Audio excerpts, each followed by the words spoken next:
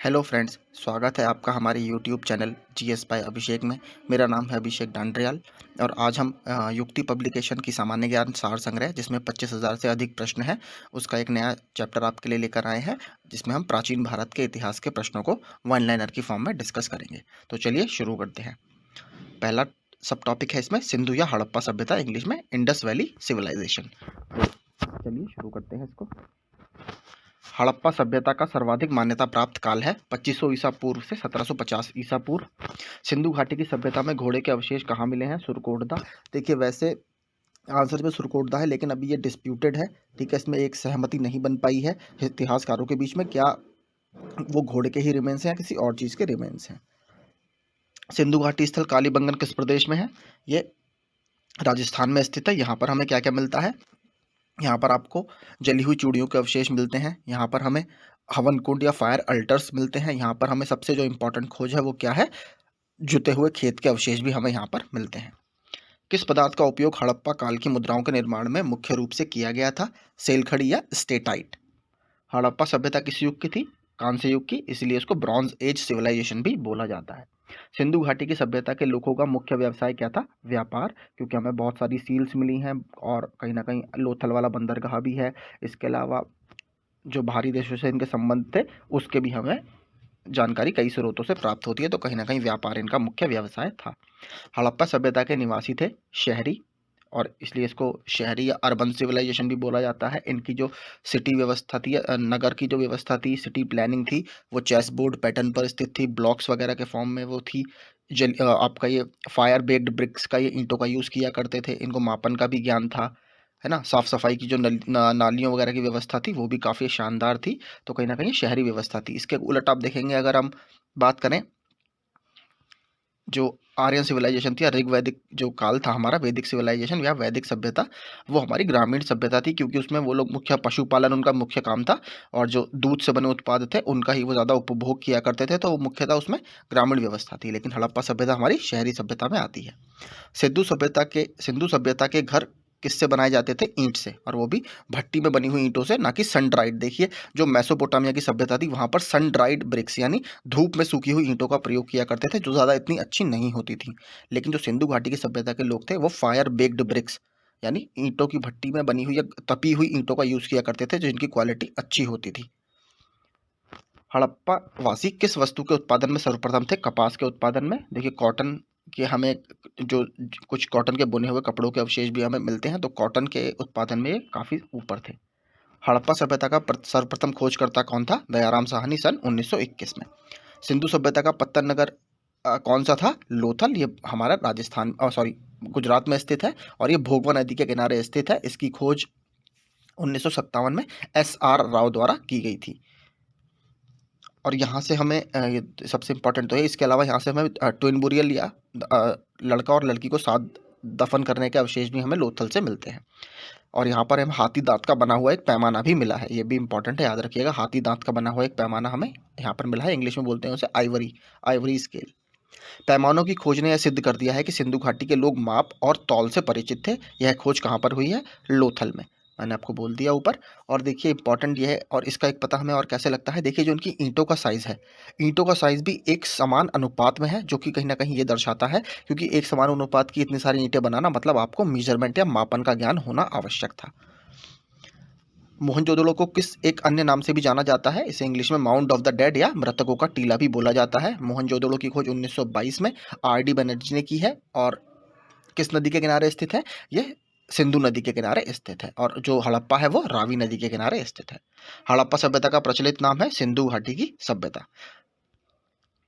देखिए, पहला इसका नाम हड़प्पा की सभ्यता था। मैं आपको कारण बता देता हूँ। शुरू में देखिए क्या होता है, जो सभी इतिहासकार जब किसी साइट की खुदाई करते हैं, तो वहाँ पर जो सबसे पहली साइट मिलती है उसके ही नाम पर ज़्यादातर सभ्यता का नाम रखा जाता है। लेकिन यहाँ पर अब क्या होता है, देखिए, हड़प्पा घाटी की सभ्यता इसका नाम रखा गया। पहले इसका नाम क्या था? इंडस वैली सिविलाइजेशन या सिंधु घाटी की सभ्यता, क्योंकि मोस्टली जो साइट मिली थी वो हमें सिंधु घाटी में मिली थी। लेकिन जब बाद में और खुदाई हुई तो हमें इवन गुजरात में हमें काठियावाड़ में, गुजरात के काठियावाड़ क्षेत्र में, हमें जम्मू कश्मीर में भी ये साइट्स मिली। तो कहीं ना कहीं सिंधु जो वैली थी उसके बाहर भी हमें काफ़ी साइट्स देखने को मिली, राजस्थान में, हरियाणा में। तो इसलिए अब इसका नाम, इसको मोस्टली अब हड़प्पा सभ्यता बोलते हैं, जो पहली साइट आपके उसमें मिलती है। इंडस वैली इसलिए नहीं बोला जाता क्योंकि इंडस वैली के बाहर भी साइट्स हैं, तो वो जो नाम है वो कहीं ना कहीं थोड़ा सा प्रॉब्लमेटिक है। आगे, कपास का उत्पादन सर्वप्रथम सिंधु क्षेत्र में हुआ, जिसे ग्रीक या यूनान के लोगों ने किस नाम से पुकारा? सिंडन। सिंधु घाटी सभ्यता जानी जाती है अपने नगर नियोजन के लिए, टाउन प्लानिंग इनकी बहुत अच्छी थी। भारत में खोजा गया सबसे पुराना शहर था हड़प्पा। 1921 में, देखिए भारत पाकिस्तान एक ही था इसलिए वही बोला है इन्होंने। भारत में चांदी की उपलब्धता के प्राचीनतम साक्ष्य मिलते हैं हड़प्पा की संस्कृति से। देखिए चांदी, सोना, तांबा ये सभी यूज करते थे, बस लोहा इन लोगों को लोहे का ज्ञान नहीं था। हड़प्पा में एक उन्नत जल प्रबंधन प्रणाली का पता कहाँ से चलता है? धौलावीरा से। धौलावीरा की खोज 1992 में जेपी जोशी सर द्वारा की गई है। और यहाँ पे काफ़ी इंपॉर्टेंट, देखिए धौलावीरा के बारे में कुछ चीज़ें मैं आपको बता देता हूँ। धौलावीरा अकेला ऐसा हड़प्पा सभ्यता का नगर है जो 2 नहीं बल्कि 3 भागों में विभाजित था, ये आप याद रखिएगा। और यहाँ पर हमें वाटर कंजर्वेशन टेक्निक या उन्नत जो जल प्रणाली है उसका हमें अवशेष भी देखने के लिए मिलते हैं। और एक बार ये पूछ लिया था कौन सा शहर 2 भागों में नहीं बटा था, वहाँ पर पूरा एक ही भाग था, तो वो है चान्होदारो। ये भी आप याद रखिएगा, चान्होदारो, उसमें कोई डिवीजन नहीं था, पूरा शहर एक ही रूप से बसा हुआ था। हड़प्पा सभ्यता की खोज किस वर्ष हुई थी? 1921 में, दयाराम साहनी जी द्वारा। हड़प्पा के मिट्टी के बर्तनों पर सामान्यतः किस रंग का उपयोग होता है? इसे रेड ऑकरे आपकी पॉटरी बोलते हैं, मृद भांड बोलते हैं, लाल रंग के। और इसके ऊपर आपको ब्लैक कलर से ज्योमेट्रिक पैटर्न्स, आपको बेल वगैरह देखने के लिए मिलती हैं, डिजाइन देखने के लिए मिलते हैं। सिंधु घाटी सभ्यता की विकसित अवस्था में किस स्थल से घरों में कुओं के अवशेष मिले हैं? तो मोहनजोदड़ो से हमें घरों में कुओं के अवशेष मिलते हैं। सिंधु घाटी सभ्यता को खोज निकालने में जिन 2 भारतीयों का नाम जोड़ा था वे हैं दयाराम साहनी और राखलदास या आर.डी. बनर्जी। रंगपुर, जहां हड़प्पा की समकालीन सभ्यता थी, है सौराष्ट्र में। हड़प्पा एवं मोहनजोदड़ो की पुरातात्विक खुदाई के प्रभारी थे सर जॉन मार्शल। किस पशु की आकृति जो मुहर पर मिलती है जिससे ज्ञात होता है कि सिंधु घाटी एवं मेसोपोटामिया की सभ्यताओं के मध्य व्यापारिक संबंध थे? बैल या बुल। हड़प्पा के लोगों की सामाजिक पद्धति कैसी थी? उचित समतावादी। हड़प्पा सभ्यता के अंतर्गत हल से जोते गए खेत का साक्ष्य कहाँ से मिलता है? मैंने बता दिया आपको, कालीबंगा राजस्थान से। सैंदल सभ्यता की ईंटों का अलंकरण किस स्थान से मिलता है? कालीबंगा से। मोहनजोदड़ो कहाँ स्थित है? ये सिंध में स्थित है। और हड़प्पा कहाँ स्थित है? ये पूर्वी पंजाब प्रांत में पाकिस्तान के स्थित है। एक बार मेहरगढ़ पूछ लिया था, मेहरगढ़ भी बहुत इंपॉर्टेंट साइट है। मेहरगढ़ हमें कहाँ पर स्थित है? पश्चिमी बलूचिस्तान में। सिंधु सभ्यता में वृहत स्नानागार पाया जाता है मोहनजोदड़ो में। देखिए यहाँ पे आप कंफ्यूज होंगे, कभी कभी क्या पूछ लेता है कि मोहनजोदड़ो में पाई गई सबसे बड़ी बिल्डिंग क्या है? तो देखिए वो विशाल स्नानागार सबसे बड़ी बिल्डिंग नहीं है। सबसे बड़ी अगर बिल्डिंग की बात करें तो वो है अन्नागार, ठीक है, जहाँ पे अन्न वगैरह रखे जाते थे, ये आप याद रखिएगा। स्नानागार बहुत फेमस क्वेश्चन है, लेकिन कभी कभी अगर आपसे सीधे ये पूछता है कि मोहनजोदड़ो की सबसे बड़ी बिल्डिंग का क्या नाम है, तो वो अन्नागार था, ग्रेनरी इंग्लिश में बोलते हैं। तो वो वृहत स्नानागार नहीं होगा, अन्नागार होगा। हड़प्पा कालीन स्थलों में अभी तक किस धातु की प्राप्ति नहीं हुई है? लोहा की, ये मैंने आपको बता दिया। किस पशु के अवशेष सिंधु घाटी सभ्यता से प्राप्त नहीं हुए हैं? गाय के। स्वातंत्र्योत्तर भारत में सबसे अधिक संख्या में हड़प्पा युगीन स्थलों की खोज किस प्रांत में हुई है? गुजरात में। किस हड़प्पा कालीन स्थल से नृत्य वाली मुद्रा वाली स्त्री की कांस्य की मूर्ति प्राप्त हुई है? डांसिंग गर्ल स्टैच्यू इसको बोला जाता है, ये मोहनजोदड़ो से प्राप्त हुई है। हड़प्पा वासी किस धातु से परिचित नहीं थे? लोहे से। किस हड़प्पा कालीन स्थल से युगल सावधान का साक्ष्य मिला है? मैंने आपको बता दिया, लोथल से। मानव समाज विलक्षण है क्योंकि वह मुख्यतः आश्रित होता है संस्कृति पर। सिंधु सभ्यता संबंधित है किससे? आद्य ऐतिहासिक युग से या प्रोटो हिस्टोरिक एज से। देखिए हमारे इतिहास का वर्गीकरण 3 भागों में किया जाता है, ठीक है, आपका prehistoric age, historic protohistoric age और हिस्टोरिक एज। तो देखिए जो आद्य ऐतिहासिक है, प्रोटो हिस्टोरिक एज, वो वाली एज होती है जिसमें आपके पास लिखने की कला या लिपि तो मौजूद है, लेकिन अभी तक इतिहासकार उसको डेसिफर या अभी तक पढ़ नहीं पाए हैं। तो लिपि आपके पास मौजूद है, तो लेकिन हम उसे अभी तक पढ़ नहीं पाए हैं, इसीलिए हड़प्पा सभ्यता को हम आद्य ऐतिहासिक सभ्यता, आद्य ऐतिहासिक युग में रखते हैं। सिंधु घाटी की सभ्यता गैर आर्य थी क्योंकि वह नगरीय सभ्यता थी। और मैंने आपको बता दिया जो आर्यन सिविलाइजेशन थी या आर्य सभ्यता थी वो एक ग्रामीण व्यवस्था थी। सिंधु घाटी सभ्यता को आर्यों से पूर्व रखे जाने का महत्वपूर्ण कारक क्या है? मृदभांड। देखिए जो उनकी पॉटरी का टाइप था वो वैदिक सिविलाइजेशन की पॉटरी या ब्रह्मभांड के टाइप से अलग था, और वो उनकी अगर रेडियो कार्बन डेटिंग की जाए तो वो उससे पुरानी है। तो यानी हम ब्रह्मभांड को के आधार पर ये कह सकते हैं कि उनकी जो टेक्निक थी या उनका जो कलर है या उन पर जो ज्योमेट्री पैटर्न्स है वो इनसे पहले के हैं। सिंधु घाटी सांस्कृतिक वैदिक सभ्यता से भिन्न थी क्योंकि इसके पास विकसित शहरी जीवन की सुविधाएं थी। हड़प्पा संस्कृति की जानकारी का मुख्य स्रोत है पुरातात्विक खुदाई, क्योंकि इसकी लिपि को हम अभी तक नहीं पढ़ पाए हैं। सिंधु घाटी के निवासियों की सभ्यता को जानने का मूल स्रोत है वहां पाए गए बर्तन, जेवर, हथियार और औजार। क्योंकि देखिए लिखाई तो हम पढ़ नहीं पाए हैं, तो मुख्य हमारे स्रोत क्या है, जो पुरातात्विक स्रोत है उनके आधार पर ही हमें उनके जीवन शैली का पता लगाना पड़ता है।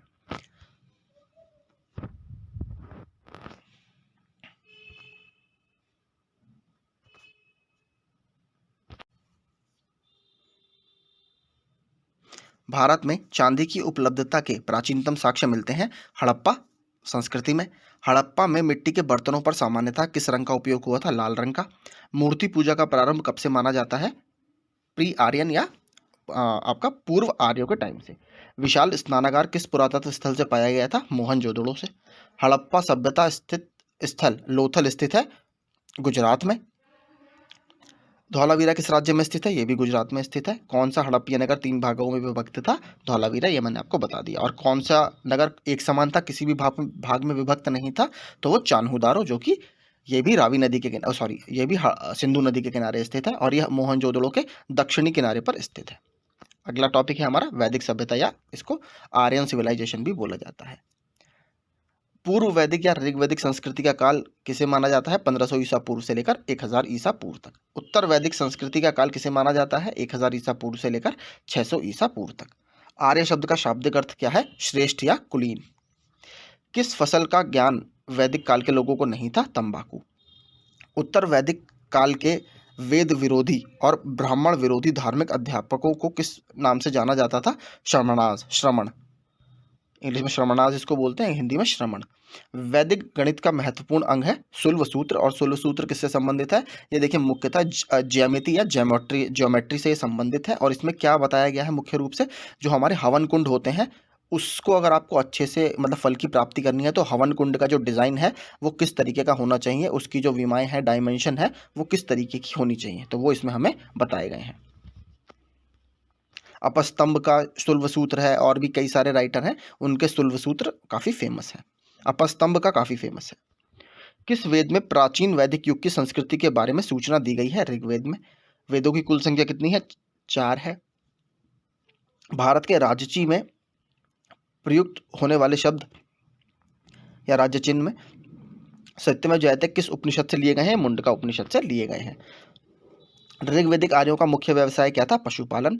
भारतीय संगीत का आदि ग्रंथ कहा जाता है सामवेद को। प्रमुख दर्शन और उनके प्रवर्तक सांख्य, कपिल, न्याय अक्षपाद गौतम या गौतम, पूरा छोटा नाम है इनका, चरवाक चारवाक, योग पतंजलि, पूर्व मीमांसा जैमिनी, उत्तर मीमांसा बदरायण या वदरायन, और वैशेषिक कणाद या उलूक कन्नड़ इनको बोला जाता है, कणाद। प्रथम मंदिर निर्माता कौन है? मनु। आगे देखते हैं। कृष्ण भक्ति का प्रथम और प्रधान ग्रंथ है श्रीमद् भागवत गीता।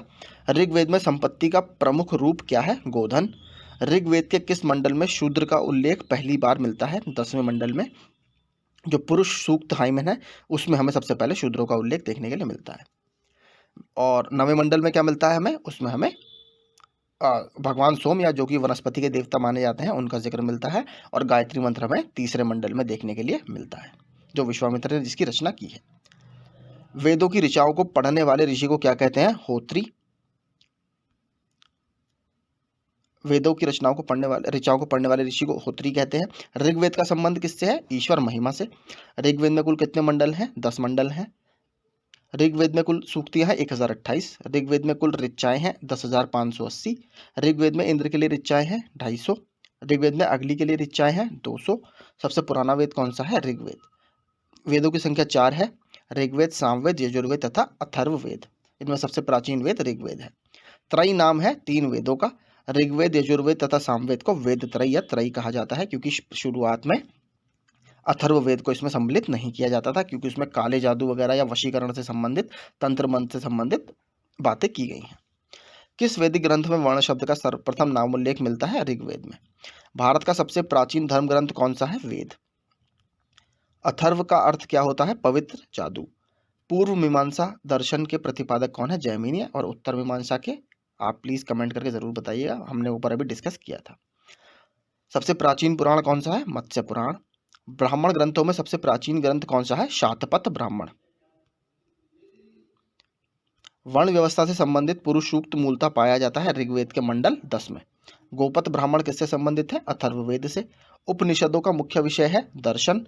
नचिकेता का आख्यान हमें मिलता है कठोपनिषद में। इसको दूसरी तरीके से भी पूछा जाता है, नचिकेता और यम का संवाद हमें कौन से उपनिषद में मिलता है? तो वो कथा उपनिषद या कठोपनिषद में मिलता है। पुराणों की कुल संख्या कितनी है? 18। वैदिक धर्म का मुख्य लक्षण किसकी उपासना से था? प्रकृति। इन्होंने प्रकृति के ही जो हमारे फिनोमेना थे उसको ही पर्सोनिफाई कर लिया था, जैसे थंडर, बिजली कड़कने को इंद्र से, हवा को वायु भगवान से, ठीक है, मारुति से, इस तरीके से इन्होंने लिंक किया था, तो प्रकृति से संबंधित थे। किस देवता के लिए ऋग्वेद में पुरंदर शब्द का प्रयोग हुआ है? इंद्र के लिए। शुल्व सूत्र किस विषय से संबंधित है? मैंने बता दिया आपको, ज्यामिति से। असतो मा सद्गमय कहाँ से लिया गया है? ऋग्वेद से। आर्य भारत में बाहर से आए और सर्वप्रथम बसे थे पंजाब में। ऋग्वेद का कौन सा मंडल पूर्णतः सूर्य को समर्पित है? सोम को नवा मंडल, और सोम को वनस्पति का देवता भी बोला जाता है। प्रसिद्ध 10 राजाओं का युद्ध या बैटल ऑफ 10 राजन या दशराज युद्ध किस नदी पर लड़ा गया था? पौरुषणी रवि पर। मॉडर्न डे इसका नाम क्या है? रावी नदी। धर्मशास्त्रों में भू राजस्व की दर क्या है? इसको भाग बोला जाता था। 1/6 आपकी उपज का वो भू राजस्व की दर थी। 800 ईसा पूर्व से 600 ईसा पूर्व का काल किससे जुड़ा है? ब्राह्मण युग से जुड़ा है। इसमें ब्राह्मण ग्रंथों की रचना हुई, जिसमें ऐत्रेय ब्राह्मण, कौशितकी ब्राह्मण, तांड्य ब्राह्मण, शातपथ ब्राह्मण, गोपत ब्राह्मण, इन सभी ब्राह्मणों की रचना इसमें हुई है। और ये क्या होते हैं ब्राह्मण? बेसिकली देखिए, वेदों को समझने के लिए ये गद्य में लिखी गई रचनाएं होती हैं, ताकि वेदों में जो बातें लिखी गई हैं उसको आसानी से आप समझ पाएं। तो हर वेद से संबंधित कुछ ब्राह्मण होते हैं, जो मैंने आपको अपनी 12,000 की सीरीज में बहुत अच्छे से समझाया है। आरंभिक वैदिक साहित्य में सर्वाधिक वर्णित नदी है सिंधु। और अगर सबसे पवित्र नदी की बात की जाए, जिसे हम देवी तमा, नदी तमा वगैरह बोलते थे, तो उस वो है सरस्वती रिवर। सबसे पवित्र रिवर सरस्वती को माना जाता था। उपनिषद काल के राजा अशोपति कहाँ के शासक थे? कैकेय के। अध्यात्म ज्ञान के विषय में नचिकेता और यम का संवाद किस उपनिषद में प्राप्त होता है? कठोपनिषद में। वैदिक नदी कुभा या काबुल का स्थान जहाँ पर निर्धारित होना चाहिए? अफगानिस्तान में। कपिल मुनि द्वारा प्रतिपादित दार्शनिक प्रणाली है सांख्य दर्शन। भारत के किस स्थल की खुदाई से लौह धातु के प्रचलन के प्राचीनतम प्रमाण मिले हैं? अतरंजी खेड़ा से। किस काल में अछूत अवधारणा को स्पष्ट रूप से उदय हुई थी? धर्मशास्त्र के काल में। गायत्री मंत्र जो देवी सावित्री को संबोधित किया गया है, किस पुस्तक में मिलता है? ऋग्वेद के मंडल 3 में। किसने लिखा है? विश्वामित्र ने, ऋषि विश्वामित्र जी ने। न्याय दर्शन को प्रचारित किया था अक्षपाद गौतम ने। प्राचीन भारत में निष्क के नाम से जाने जाते थे स्पेशली स्वर्ण आभूषण, और अगर स्पेसिफिकली बात करें तो जो गले में पहने जाने वाले स्वर्ण आभूषण थे उनको निषक बोला जाता था। योग दर्शन के प्रतिपादक है पतंजलि। पतंजलि की बुक क्या है? महाभाष्य, जो कि अष्टाध्यायी के ऊपर एक कमेंट्री है। उपनिषद पुस्तकें हैं दर्शन पर। पूर्व वैदिक आर्यों का धर्म मुख्यतः था प्रकृति पूजा और यज्ञ। चरक संहिता नामक पुस्तक किस विषय से संबंधित है? चिकित्सा। यज्ञ संबंधी विधि विधानों का पता चलता है यजुर्वेद से। वैदिक युगीन सभा क्या थी? मंत्री परिषद। वैदिक युग में प्रचलित लोकप्रिय शासन प्रणाली थी गणतंत्र। सबसे प्राचीन वेद कौन सा है? ऋग्वेद। कौन भारतीय दर्शन की आरंभिक विचारधारा है? सांख्य। किसने इसका प्रतिपादन किया था? कपिल ने। सांख्य, योग, न्याय, वैशेषिक, मीमांसा एवं वेदांत, इन 6 भिन्न भारतीय दर्शनों की स्पष्ट रूप से अभिव्यक्ति हुई है वैदिक काल में या वैदिक युग में। वह दस्तकारी कौन सी है जो आर्यों द्वारा व्यवहार में नहीं लाई गई थी? लुहार या लुहारगिरी। प्राचीनतम व्याकरण अष्टाध्यायी के रचनाकार हैं पाणिनि। कौन सी स्मृति प्राचीनतम है? मनुस्मृति। आदि काव्य की संज्ञा किसे दी जाती है? रामायण को। प्राचीनतम पुराण है मत्स्य पुराण। ऋग्वेद में सबसे पवित्र नदी किसे माना गया है? सरस्वती को। मैंने ऊपर आपको बताया। सबसे ज्यादा वर्णन किसका मिलता है? सिंधु नदी का। वैदिक समाज की आधारभूत इकाई थी काल या कुटुंब। ऋग्वैदिक युग में प्राचीनतम संस्था कौन सी थी? विदत। ब्राह्मण ग्रंथों में सर्वाधिक प्राचीन कौन है? शातपथ ब्राह्मण। गोत्र व्यवस्था प्रचलन में कब आई? उत्तर वैदिक काल में। मनुस्मृति मुख्यतः संबंधित है समाज व्यवस्था से। गायत्री मंत्र की रचना किसने की थी? विश्वामित्र ने। अवेस्ता और ऋग्वेद में समानता है। अवेस्ता किस क्षेत्र से संबंधित है? ये ईरान से संबंधित है। इस ग्रंथ में हमें जो ऋग्वेद में देवी देवता हैं उनसे काफ़ी समानता देखने के लिए मिलती है। तो ये काफ़ी माना जाता है कि इसमें जो देवी देवता हैं वो दोनों कुछ कुछ सेम ओरिजिन के हैं।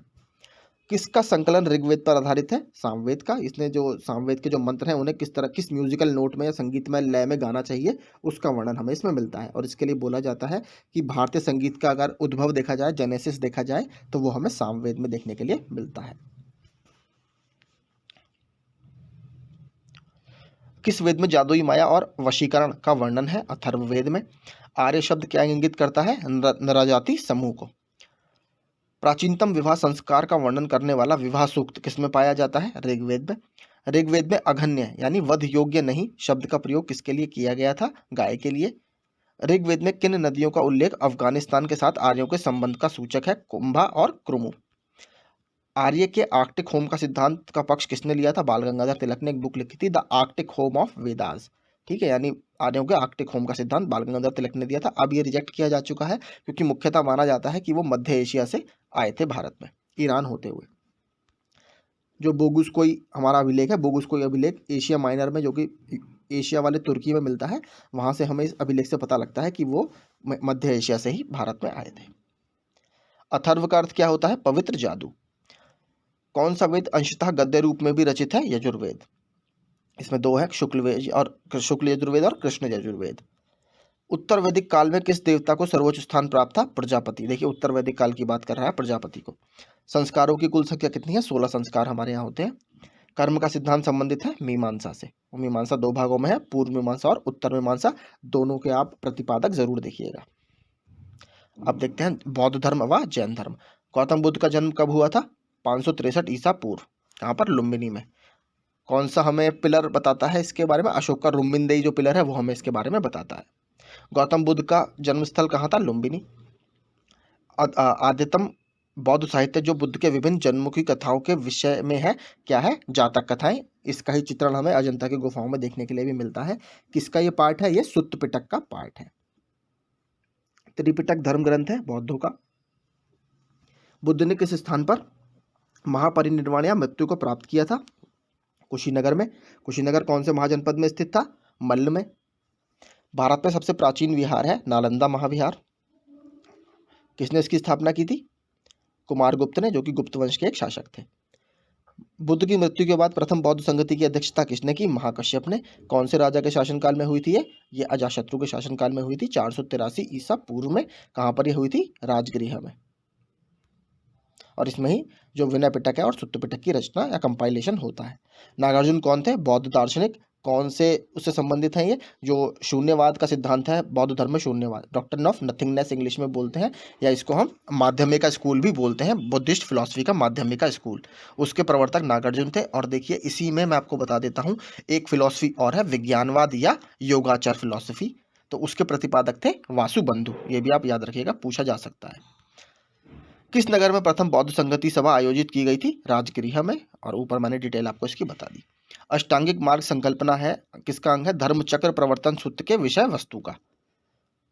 मिलिंद पन्हो राजा मिलिंद और किस बौद्ध भिक्षु के मध्य संवाद के रूप में है? नागसेन। महायान बौद्ध धर्म में बोधिसत्व अवलोकितेश्वर को और किस नाम से जाना जाता है? पद्मपानी। पद्मपाणी मतलब इनके हाथ में आप देखेंगे तो पानी मतलब हाथ होता है, तो उसमें इनके कमल की एक थोड़ी सी आपको फ्लावर देखने को मिलेगा कमल का, तो इसलिए पद्मपाणी।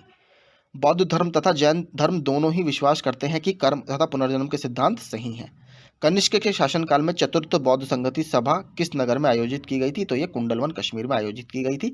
किसकी अध्यक्षता में आयोजित की गई थी? वासुमित्र। और उपाध्यक्ष कौन था? अश्वघोष था इसमें।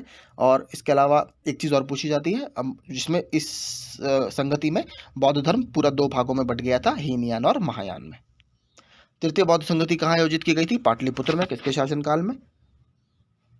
अशोक के शासनकाल में। और 250 ईसा पूर्व में इसका काल माना जाता है। और उस समय कौन था अध्यक्ष? हमारा मोगलीपुत्र तिष्या। और अभिधम्म पिटक का कंपाइलेशन इसी बौद्ध संगति में पूरा होता है, तृतीय बौद्ध संगति में। बुद्ध के जीवन से जुड़े प्रतीक ये भी काफ़ी आते हैं। हाथी बुद्ध के गर्भ में आने का प्रतीक, कमल जन्म का प्रतीक, सांड यौवन का प्रतीक, घोड़ा गृह त्याग का प्रतीक, पीपल ज्ञान का प्रतीक, शेर समृद्धि का प्रतीक, पद चिन्ह निर्माण का प्रतीक, स्तूप मृत्यु का प्रतीक। गौतम बुद्ध का गुरु कौन था? अलार कलाम। बुद्ध में वैराग्य भावना किन 4 दृश्यों के कारण बलवती हुई? बूढ़ा, रोगी, लाश और सन्यासी को जब इन्होंने देखा था तब ये वैराग्य की भावना इनके मन में बलवती हुई। बुद्ध ने सर्वाधिक उपदेश कहाँ दिए थे? श्रावस्ती में। एक बार पूछ लिया था श्रावस्ती कौन से महाजनपद में स्थित था, तो कौशल महाजनपद में यह स्थित था। बौद्ध शिक्षा का केंद्र था विक्रमशिला। विक्रमशिला महाविहार किसने बनवाया है? तो पाल वंश के शासक धर्मपाल ने इसकी रचना की है। कहाँ पर स्थित है मॉडर्न डे में? ये भागलपुर बिहार में। अब इसके हमें रिमेन्स देखने के लिए मिलते हैं क्योंकि बख्तियार खिलजी ने इसको खराब या पूरा तहस नहस कर दिया था।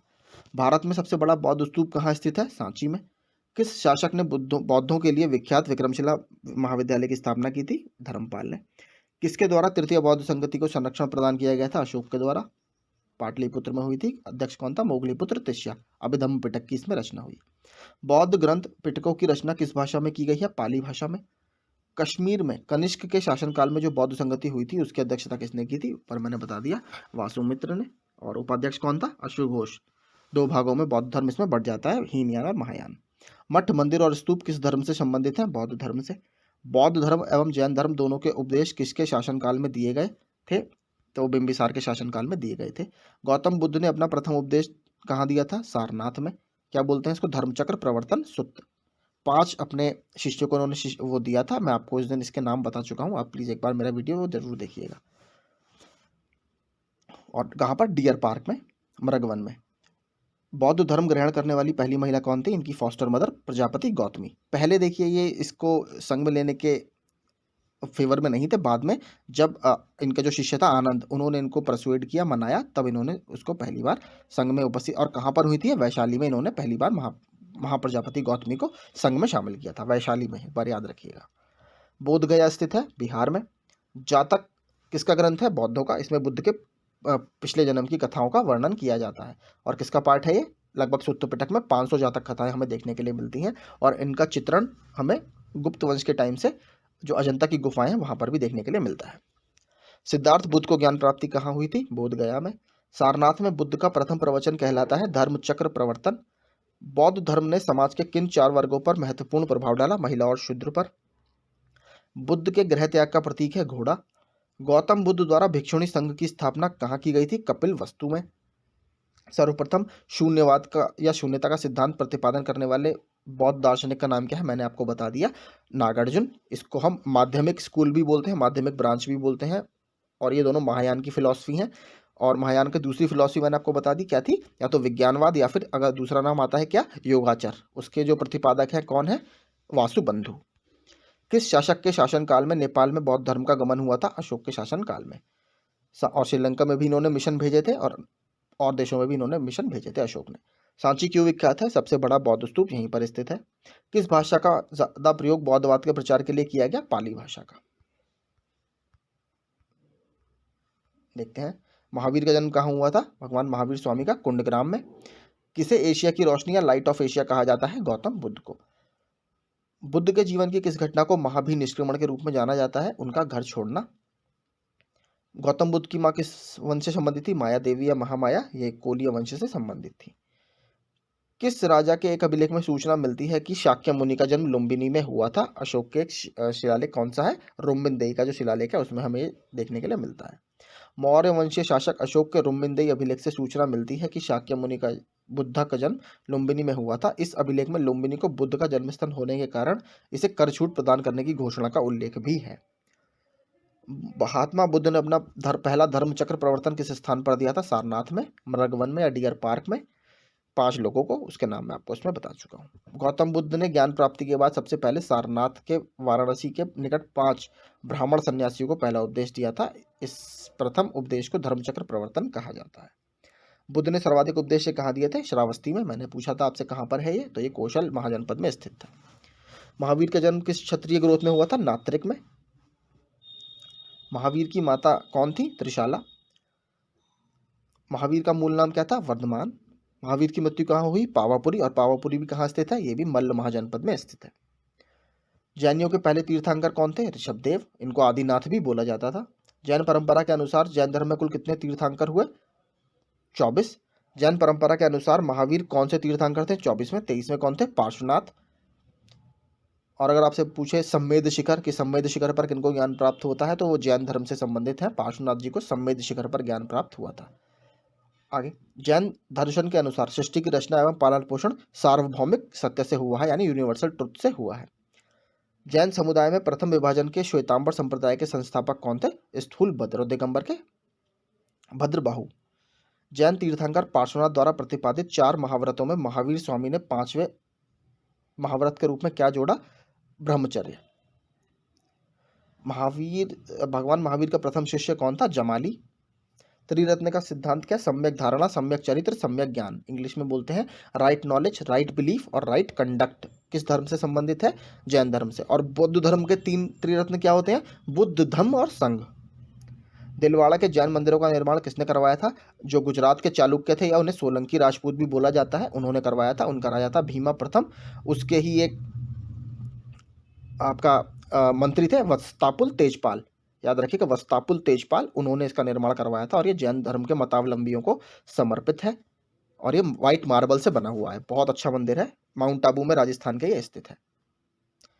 स्यादवाद का सिद्धांत है डॉक्ट्रिन ऑफ नॉन एब्सोल्यूटिज्म, इसको बोला जाता है, sorry, doctrine of non absolutism. Jain धर्म से ये संबंधित है। शून्यवाद देखिए, वो बौद्ध धर्म से संबंधित है। ये स्यादवाद है। कौन सबसे पूर्ण या पूर्वकालिक जैन ग्रंथ कहा जाता है? 14 पूर्व। देखिए, पूर्व लिटरेचर, अगम लिटरेचर, अगम साहित्य सबसे ज़्यादा इनके इंपॉर्टेंट है। अगम और अंग, उपंग, ये सभी जो लिटरेचर हैं वो जैन धर्म से हमारे संबंधित है। दो इनकी जैन धर्म में भी 2 संगति हुई हैं। एक हुई थी हमारी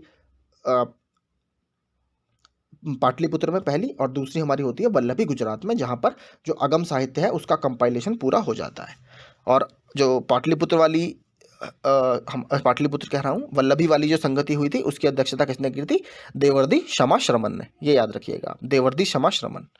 जैन साहित्य को कहा जाता है आगम। देखिए, मैंने आपको बता दिया। जैन ग्रंथ कल्पसूत्र के रचयिता है भद्रबाहु। अनेकांतवाद किसका क्रोड या केंद्रीय सिद्धांत एवं दर्शन है? जैन मत का। महान धार्मिक घटना महामस्तकाभिषेक किससे संबंधित है और किसके लिए की जाती है? बाहुबली। देखिए, एक बाहुबली, आपने गोमतेश्वर की प्रतिमा सुनी होगी। ये श्रावण बेलगोला कर्नाटक में स्थित है। श्रावण बेलगोला क्यों फेमस है? क्योंकि भद्रबाहु के साथ चंद्रगुप्त मौर्य ने यहीं पर आकर सल्लेखना, यानी स्टार्विंग टू डेथ का कॉन्सेप्ट जो जैन धर्म में है वो अपनाया था, और वहाँ पर उनकी मृत्यु हुई थी, इसीलिए काफ़ी फेमस है। वहाँ पर एक गंगा डायनेस्टी थी, गंगा वंश के चामुंडा राय ने मूर्ति का निर्माण करवाया था, जो 58 फीट ऊंची है और ग्रेनाइट की बनी हुई है। तो उसको बाहुबली या गोमतेश्वर की प्रतिमा भी बोला जाता है, और वो जैन धर्म के मतावलंबियों में काफ़ी प्रसिद्ध है। और उसका लगभग हर 12 साल में बहुत बड़ा महामस्तकाभिषेक की जो प्रक्रिया है वो की जाती है। और लास्ट टाइम जब ये हुआ था तो उस समय रामनाथ कोविंद जी भारत के राष्ट्रपति थे, और वो वहाँ पर गए भी थे। तो ये आप याद रखिएगा। कर्नाटक के श्रावण बेलगोला की पहाड़ी पर ही स्थित है। प्रथम जैन महासभा का आयोजन कहाँ हुआ था? पाटलिपुत्र में। और दूसरी कहाँ हुई थी? वल्लभी गुजरात में। द्वितीय जैन महासभा का आयोजन कहाँ हुआ था? वल्लभी गुजरात में। यहाँ पर ही जो आगम साहित्य है वो पूरे हो गए थे इनके। जैन साहित्य का संकलन किस भाषा व लिपि में है? प्राकृत भाषा वो व अर्धमगधी लिपि में लिखी गई हैं। और बौद्ध धर्म की ज़्यादातर किस में है? वो पाली भाषा में है। कौन बुद्ध के जीवन काल में ही संघ प्रमुख होना चाहता था? देवदत्त। हेलियोडोरस का बेस नगर अभिलेख संदर्भित है किसको? केवल वासुदेव को। और एक बार पूछ लिया था हेलियोडोरस कहाँ से आया था, तो देखिए, जो गांधार वाला क्षेत्र है उसकी जो कैपिटल थी वो तक्षशिला थी। वहाँ वाले क्षेत्र में ये राज किया करता था। इसका राजा कौन था? एंटी अल्कडेस राजा था, उसका ये भारत में राजदूत था। और उस समय जब ये विदिशा में, या मध्य प्रदेश का जो विदिशा है वहाँ पर ये आया था, तो इसने उस समय वहाँ पर कौन राजा था? तो वहाँ पर काशीपुत्र भागभद्र राजा था उस समय। ये आप याद रखिएगा, काशीपुत्र भागभद्र। और ये गरुड़, इसे बेसनगर का गरुड़ स्तंभ भी बोला जाता है, और ये वासुदेव को समर्पित है। आजीवक संप्रदाय के संस्थापक कौन थे? मक्खली घोषाल या मक्खली पुत्र घोषाल भी इनको बोला जाता है। भागवत संप्रदाय के विकास में किसका योगदान अत्यधिक था? हिंद यूनानियों का। वासुदेव कृष्ण की पूजा सर्वप्रथम किसने प्रारंभ की? सातवतों ने। प्राचीनतम विश्वविद्यालय कौन सा था? नालंदा। और कुमारगुप्त ने इसकी स्थापना की थी। अब आते हैं महाजनपद काल, चैप्टर 4 पे। पाली ग्रंथों में गांव के मुखिया को क्या कहा गया है? भोजक या ग्राम भोजक। उज्जैन का प्राचीन नाम क्या था? अवंतिका। नंद वंश के संस्थापक कौन थे? महापद्मा नंदा। प्राचीन भारत में पहला विदेशी आक्रमण किनके द्वारा किया गया है? ईरानियों द्वारा सबसे पहला विदेशी आक्रमण किया गया। सिकंदर ने भारत पर कब आक्रमण किया? 326 ईसा पूर्व में। कौन राजा था उस समय भारत में? धनानंद राजा था। हर्यक वंश के किस शासक को कुणिक कहा जाता था? तो अजातशत्रु को कुणिक कहा जाता था।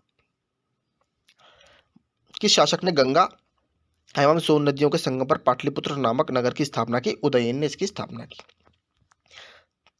323 ईसा पूर्व में सिकंदर महान की मृत्यु हुई थी बेबीलोन में। सिकंदर महान, अलेक्जेंडर द ग्रेट एवं पोरसपुरु की सेनाओं ने किस नदी के आमने सामने वाले तटों पर पड़ाव डाला हुआ था? झेलम नदी के आमने सामने के तटों पर। किस प्रकार का मृदभांड पॉटरी भारत में द्वितीय नगरीकरण या शहरीकरण का प्रारंभ का प्रतीक माना गया? सेकेंड अर्बनाइजेशन इसको इंग्लिश में बोला जाता है। तो नॉर्दर्न ब्लैक पॉलिश्ड वेयर, उत्तरी काले पॉलिशकृत बर्तन या नॉर्दर्न ब्लैक पॉलिश्ड वेयर। जब ये इस तरह की हमें पॉटरी मिली तब हमने इसका अलग से वर्गीकरण किया कि ये जो वैदिक काल में हमें पॉटरी मिली है उससे अलग है, तो ये आप याद रखिएगा। मगध की प्रथम राजधानी कौन सी थी? गिरिव्रज या राजगृह। बाद में उदयन ने इसको कहाँ शिफ्ट किया? पाटलिपुत्र में। वो पहले पाटलिग्राम था, बाद में उसको पाटलिपुत्र नाम दिया गया।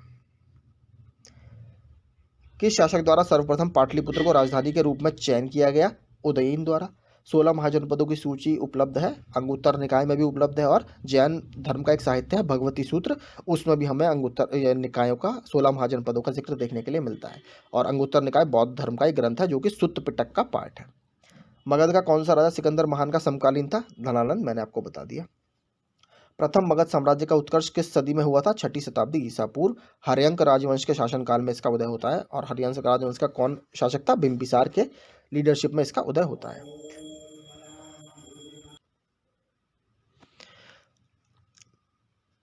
ईसा पूर्व 6ठी सदी में प्रारंभ में भारत का सर्वाधिक शक्तिशाली नगर राज्य क्या था? मगध था। नंद वंश का अंतिम सम्राट कौन था? धनानंद था। भारत में सिक्कों का या मुद्रा का प्रचलन कब शुरू हुआ? 600 ईसा पूर्व में। अभिलेखीय साक्ष्य से प्राप्त होता है कि नंद राजा के आदेश से एक नहर खोदी गई थी कलिंग में। और किसके अभिलेख से पता लगता है? हमें खारवेल का हाथी गुम्फा इंस्क्रिप्शन से हमें यह पता लगता है। पहला ईरानी शासक जिसने भारत के कुछ भागों को अपने अधीन किया था? डारियस प्रथम। डारियस प्रथम। मगध के किस प्रारंभिक शासक ने राज्यारोहण के लिए अपने पिता की हत्या की और इसी कारणवश अपने पुत्र द्वारा मारा गया? तो अजातशत्रु के बारे में ये बात बोली जाती है। किस शासक ने अवंती को जीतकर मगध का हिस्सा बना दिया? शिशुनाग ने। और शिशुनाग जो था वो शिशुनाग वंश के ही संस्थापक का नाम था, और इसने पहली बार जो उज्जैन वाला एरिया है, अवंती वाला एरिया है, उसको जीतकर अपने राज्य में शामिल किया। कौन सा बौद्ध ग्रंथ 16 महाजनपदों का उल्लेख करता है? अंगुत्तर निकाय। किसका भाग है? सुत्त पिटक का भाग है। अगर जैन धर्म का ग्रंथ पूछे तो क्या है? भगवती सूत्र। विश्व का पहला गणतंत्र वैशाली किसके द्वारा स्थापित किया गया था? लिच्छवियों के द्वारा। और एक बात मुझे आप कमेंट करके बताइएगा, कौन सा राजा अपने आप को लिच्छवी दौहित्र बोलता है? याद रखिएगा, लिच्छवी दौहित्र कौन अपने आप को बोलता है? मुझे जरूर बताइएगा। आगे देखते हैं। प्राचीन श्रावस्ती का नगर विन्यास किस आकृति का है? अर्धचंद्राकार। श्रावस्ती कहाँ पर स्थित था? कौशल महाजनपद में। मगध के सबसे प्राचीन वंश के संस्थापक कौन थे? बृहद्रथ। नहीं, ये देखिए गलत होगा, बृहद्रथ तो नहीं होगा, बृहद्रथ इसका आंसर नहीं होगा। बृहद्रथ तो सबसे अंतिम मौर्य सम्राट था, याद, मौर्य शासनकाल का, जिसको पुष्यमित्र शुंग ने मारा था। तो मगध के सबसे प्राचीन वंश का संस्थापक अगर माना जाए तो हर्यंक वंश के थे। कौन? बिंबिसार। ये आप याद रखिएगा, ये नहीं होगा, बृहद्रथ गलत है। बृहद्रथ का आंसर कब होगा? जब ये पूछता कि अंतिम मौर्यकालीन सम्राट कौन था जिसको पुष्यमित्र शुंग ने मारकर शुंग वंश की स्थापना की थी, तो वो थे बृहद्रथ। तो ये गलत है आंसर। मगध के सबसे प्राचीन वंश के संस्थापक, हर्यंक वंश का संस्थापना सबसे पहले हुई है मगध में, और बिंबिसार उसके संस्थापक थे। उन्हीं का पुत्र था अजातशत्रु। तो कली ग्रंथों में गांव के मुखिया को क्या कहा गया है? भोजक, या ऊपर हमने बात करी थी भोजक। गृहपति का अर्थ क्या है? इनको सेट्टी गृहपति भी बोला जाता है, सेट्टी गृहपति भी बोला जाता है। तो ये जो धनी व्यक्ति होते थे बहुत, उनके लिए यूज किया जाता है। जैन संगतियां। प्रथम चंद्रगुप्त मौर्य के समय पाटलिपुत्र में स्थूलभद्र, द्वितीय 512 ईस्वी में वल्लभी, गुजरात में देवर्दी क्षमाश्रमण, मैंने आपको बता दिया। बौद्ध संगतियां। प्रथम 483 ईसा पूर्व अजातशत्रु, स्थान राजगृह, अध्यक्ष महाकश्यप। द्वितीय 383 ईसा पूर्व कालशोक, वैशाली सर्वकामी या सब्बाकामी बोलते हैं। तृतीय 251 ईसा पूर्व अशोक, पाटलिपुत्र, मोगलीपुत्र तिस्या। चतुर्थ प्रथम सदी ईस्वी कनिष्क, कुंडलवन और वासुमित्र, और उपाध्यक्ष भी थे इसमें। कौन? अश्वघोष। अब देखिए ये लिस्ट आप पूरी देख लीजिए, इसको देखते हैं ठीक से। इससे देखिए काफ़ी क्वेश्चन बनेंगे, इसलिए आपसे कह रहा हूँ लगातार आप इसकी जो राजधानी है उनको पढ़ते रहिएगा। राजधानी से क्वेश्चन बहुत बनते हैं कि महाजनपद की राजधानी कौन सी थी। तो प्रमुख महाजनपद देख लेते हैं। मगध, राजगृह है राजगीर राजधानी। राजगृह को ग्रीवरज के नाम से भी जाना जाता है। पटना और गया बिहार आज का जो है वहां पर ही स्थित है। अंग, चंपा, आधुनिक भागलपुर, आधुनिक बिहार के भागलपुर और मुंगेर जिले। काशी, वाराणसी या बनारस शिल्प, व्यापार एवं समृद्धि के लिए प्रसिद्ध था, उत्तर प्रदेश में स्थित है। वज्जी, वैशाली, विदेह या मिथिला इसकी राजधानी बोली जाती है। विश्व के प्राचीनतम गणराज्य का जन्मदाता, यह 8 गणराज्यों का एक संघ था। मुजफ्फरपुर और दरभंगा बिहार जहां पर है वहां पर स्थित है। कौशल, श्रावस्ती, और इसकी देखिए कैपिटल देखिए साकेत, जो बुद्ध ग्रंथ है उसमें हमें इसकी कैपिटल साकेत या जो अयोध्या है उसको भी माना गया है। तो देखिए अगर आपको साकेत भी दिखता है तो आप साकेत भी लगा सकते हो। वैसे जो सबसे ज्यादा माना गया है वो श्रावस्ती को ही माना गया है। और श्रावस्ती क्यों फेमस है? क्योंकि भगवान बुद्ध ने अपने सबसे ज्यादा उपदेश कहाँ पर दिए हैं? श्रावस्ती में ही दिए हैं। आधुनिक उत्तर प्रदेश का साकेत, अयोध्या एवं श्रावस्ती, फैजाबाद उत्तर प्रदेश। कुरु, इंद्रप्रस्थ, यमुना के किनारे इंद्रप्रस्थ एवं हस्तिनापुर के आसपास का क्षेत्र, दिल्ली, मेरठ उत्तर प्रदेश और हरियाणा जो कि वेस्टर्न उत्तर प्रदेश है हमारा वहां पर। चेदी, सुक्तिमती या शक्तिमती, बुंदेलखंड और उसके आसपास का भाग उत्तर प्रदेश। मल्ल, कुशीनगर एवं पावा 2 राजधानियां। देवरिया, गोरखपुर का क्षेत्र उत्तर प्रदेश। अश्मक, पौदन्य या पोतन, गोदावरी का तटवर्ती प्रदेश, दक्षिण भारत का एकमात्र जनपद। वत्स, कौशाम्बी, प्रयाग, इलाहाबाद के आसपास का क्षेत्र उत्तर प्रदेश। पांचाल, अहिछत्र एवं काम्पल्य, उत्तरी पांचाल की अहिछत्र और दक्षिणी पांचाल की काम्पल्य जो कि मॉडर्न फर्रुखाबाद वाला क्षेत्र है। और अहिछत्र जो रोहिलखंड वाला क्षेत्र है हमारा उसमें, रोहिलखंड के पास बरेली, बदायूं, फर्रुखाबाद। मत्स्य, विराटनगर या जयपुर या वैरट इसको बोला जाता था पहले, राजस्थान के अलवर, भरतपुर एवं जयपुर का क्षेत्र। अवंती, उज्जैनी या एवं माहिष्मती, मालवा के आसपास का क्षेत्र मध्य प्रदेश। गांधार, तक्षशिला एवं पुष्कलावती, आधुनिक अफगानिस्तान का पूर्वी भाग। शूरसेन, मथुरा, मथुरा उत्तर प्रदेश। कंबोज, राजपुर, श्रेष्ठ घोड़ों के लिए प्रसिद्ध, रावलपिंडी का पेशावर क्षेत्र। अब देखते हैं हम मौर्यकाल, इससे काफी प्रश्न आपके बनेंगे मौर्यकाल से, तो इसको अच्छे से पढ़ेंगे। मौर्यकाल की स्थापना या मौर्य साम्राज्य की स्थापना किसने की? चंद्रगुप्त मौर्य ने, और नंद वंश के शासकों को उखाड़कर। मौर्य साम्राज्य में प्रचलित मुद्रा का क्या नाम था? पण। अशोक का उत्तराधिकारी कौन था? कुणाल। मुद्रा राक्षस का लेखक कौन है? विशाखदत्त। वह व्यक्ति कौन है जिसका नाम देवान प्रियदर्शी था या प्रियदर्शी भी बोला जाता है? तो मौर्य सम्राट अशोक। कौटिल्य या चाणक्य किसका प्रधानमंत्री था? चंद्रगुप्त मौर्य का। इनका दूसरा नाम क्या है? विष्णुगुप्त। कौन सी बुक है इनकी? अर्थशास्त्र। इनको भारतीय मकियावैली भी बोला जाता है, ये भी याद रखिएगा, भारतीय मकियावैली। और एक बार पूछ लिया था अर्थशास्त्र की जो हमें पांडुलिपियां मिली हैं, मैन्यूस्क्रिप्ट्स मिली हैं, उसकी खोज किसने की थी? तो आर श्याम शास्त्री ने सर 1904 में इसकी खोज की है, आर श्याम शास्त्री। पूरी बुक हमें नहीं मिली है, इसके कुछ पार्ट्स या फ्रेगमेंट्स ही हमें मिल पाए हैं। टोटल इसमें देखिए 180 चैप्टर्स हैं और 15 बुक्स इसकी हैं, जिसको 3 भागों में बांटा गया है। पहली बुक हमें बताती है किंग और उसकी काउंसिल ऑफ मिनिस्टर या उसके मंत्रिमंडल के बारे में। दूसरी बुक हमें बताती है सिविल और क्रिमिनल लॉ के बारे में, यानी आपराधिक और जो नागरिक कानून है उसके बारे में। और तीसरी बुक हमें बताती है जो वॉर और डिप्लोमेसी है, युद्ध एवं कूटनीति के बारे में।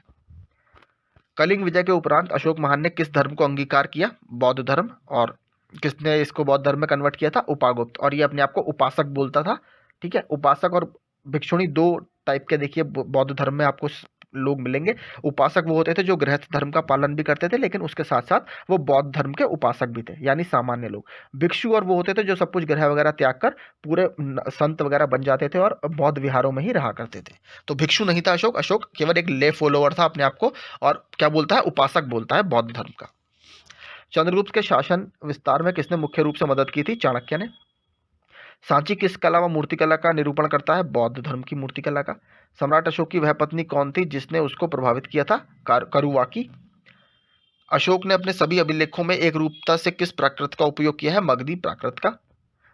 बिंदुसार ने विद्रोहियों को कुचलने के लिए अशोक को कहां भेजा था? तक्षशिला। तक्षशिला में देखिए एक रिवोल्ट हो गया था, विद्रोह हो गया था, तो वहां पर इसको शांत करने के लिए अशोक को भेजा गया था। मेगास्थनीज ने भारतीय समाज को कितनी श्रेणियों में विभाजित किया? 7 समाज में। दो की अब थोड़ा सा ये माना जाता है कि उसने जो अपनी बुक है इंडिका में, शायद वो जो काम के आधार पर उसने भारतीय समाज का वर्गीकरण किया था, ना कि जाति के आधार पर। कौटिल्य के अर्थशास्त्र में किस पहलू पर प्रकाश डाला गया है? राजनीतिक नीतियां। स्टेट क्राफ्ट की बुक है, बहुत फेमस। आगे देखते हैं, सांची का स्तूप किसने बनवाया था? अशोक ने। सांची के स्तूप का निर्माण अशोक ने करवाया था। स्थापत्य कला के दृष्टिकोण से सांची के स्तूप को सर्वश्रेष्ठ माना गया है। क्योंकि देखिए सर्वश्रेष्ठ क्यों माना गया है? क्योंकि देखिए यहाँ पर जो बुद्धिस्ट आर्किटेक्चर है, जो बौद्ध स्थापत्य कला है, उसके सारे फीचर्स लगभग हमें इस स्तूप में देखने के लिए मिलते हैं, इसलिए इसे सर्वश्रेष्ठ स्तूप माना जाता है। सांची मध्य प्रदेश के रायसेन जिले में स्थित है। रायसेन जिले में ही क्या भी स्थित है?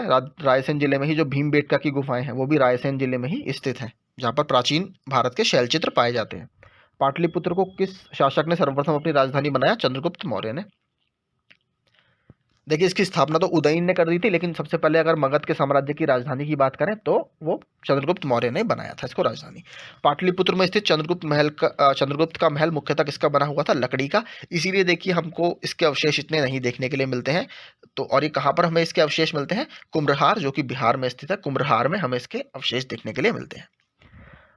बराबर गया जिला की गुफाओं का उपयोग किसने आश्रय गृह के रूप में किया था? आजीवकों को। तो देखिए जो बाराबार हिल्स हैं और नागार्जुनी हिल्स हैं, इन हिल्स पर लगभग टोटल मिलाकर 7 गुफाएं हैं, नागार्जुनी और बाराबार हिल्स पर।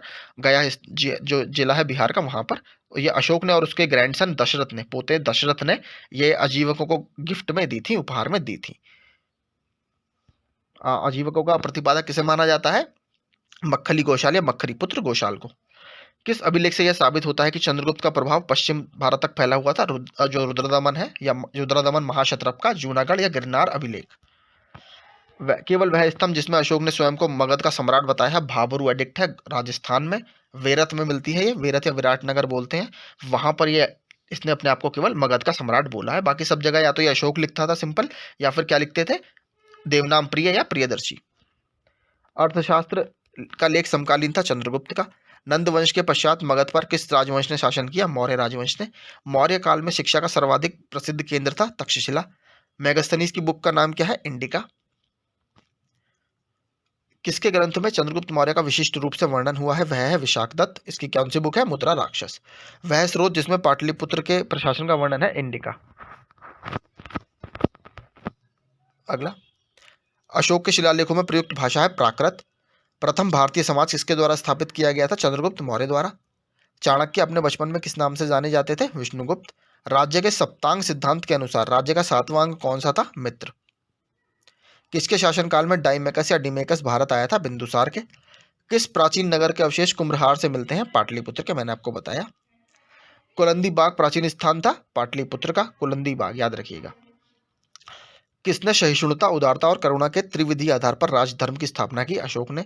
अशोक ने बौद्ध होते हुए भी हिंदू धर्म में आस्था नहीं छोड़ी, इसका प्रमाण क्या है? आज देखिए, देवनाम प्रिय या प्रियदर्शी की, बिलवेड ऑफ द गॉड्स, अगर वो बौद्ध धर्म अपनाता तो वो, क्योंकि उस समय देखिए बौद्ध भगवान बुद्ध को कोई भगवान नहीं माना गया था।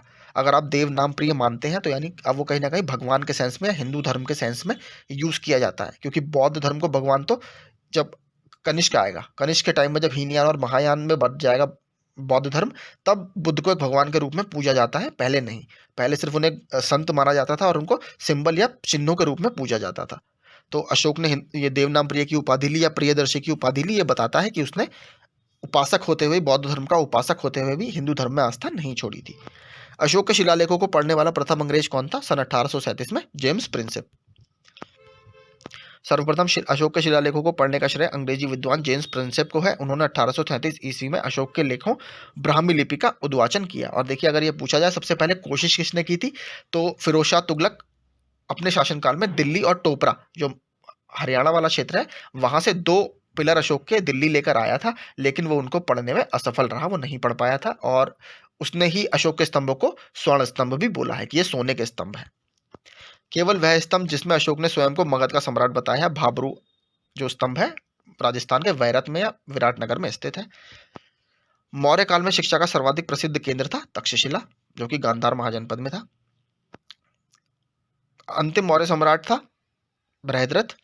किसने इसको मार दिया था? पुष्यमित्र शुंग ने इसकी मारकर शुंग वंश की स्थापना की थी। उत्तराखंड में अशोक का एक शिलालेख कहाँ स्थित है? कालसी में। सांची का स्तूप किसने बनवाया? अशोक ने। प्राचीन भारत का वह प्रसिद्ध शासक जिसने अपने जीवन के अंतिम दिनों में जैन धर्म को अपनाया था? चंद्रगुप्त मौर्य ने, भद्रबाहु के प्रभाव में आकर। और उसके बाद ये श्रावण बेलगोला में जाकर सल्लेखना का जो क्रिया है वो अपनाते हैं और अपनी मौत को धारण कर लेते हैं। कलिंग युद्ध की विजय तथा क्षत्रियों का वर्णन अशोक के किस शिलालेख में है? तो शिलालेख 13 जो है वो, उसमें कलिंग युद्ध की विजय का बात की गई है। प्रसिद्ध यूनानी राजदूत मेगास्थनीज भारत में किसके दरबार में आए थे? तो चंद्रगुप्त मौर्य के दरबार में आए थे। किसके राजदूत थे? सेल्यूकस निकेटर के राजदूत थे। चंद्रगुप्त मौर्य ने सेल्यूकस को कब पराजित किया? 305 ईसा पूर्व में। भारतीय लिखने की कला नहीं जानते, यह किसकी युक्ति है? मेगास्थनीज की। मौर्य काल में गुप्तचरों को क्या कहा जाता था? गूढ़ पुरुष। अशोक का समकालीन तुर्मे कहाँ का राजा था? या टॉलेमी फिलाडेल्फस, मिस्र का। किस ग्रंथ में शूद्रों के लिए आर्य शब्द का प्रयोग हुआ है? अर्थशास्त्र में। कौटिल्य द्वारा रचित अर्थशास्त्र किसके कितने अधिकरणों में विभाजित है? 15 अधिकरणों में। मैंने आपको बताया टोटल 180 चैप्टर है। अशोक ने 261 ईसा पूर्व में कलिंग को जीतने के बाद क्या किया? भारी रक्तपात देखकर युद्ध की नीति को सदा त्याग दिया। देखिए पहले इसकी जो नीति थी वो क्या थी? भेरी घोष, मतलब आपकी policy of the war drum, यानी युद्ध में जो नगाड़े बजते हैं उसकी इसकी पॉलिसी थी, यानी युद्ध के तहत सबको जीतना। उसके बाद इसने क्या पॉलिसी अपनाई? धम्म घोष, यानी पॉलिसी ऑफ पीस या ड्रम ऑफ पीस, यानी शांति की पॉलिसी।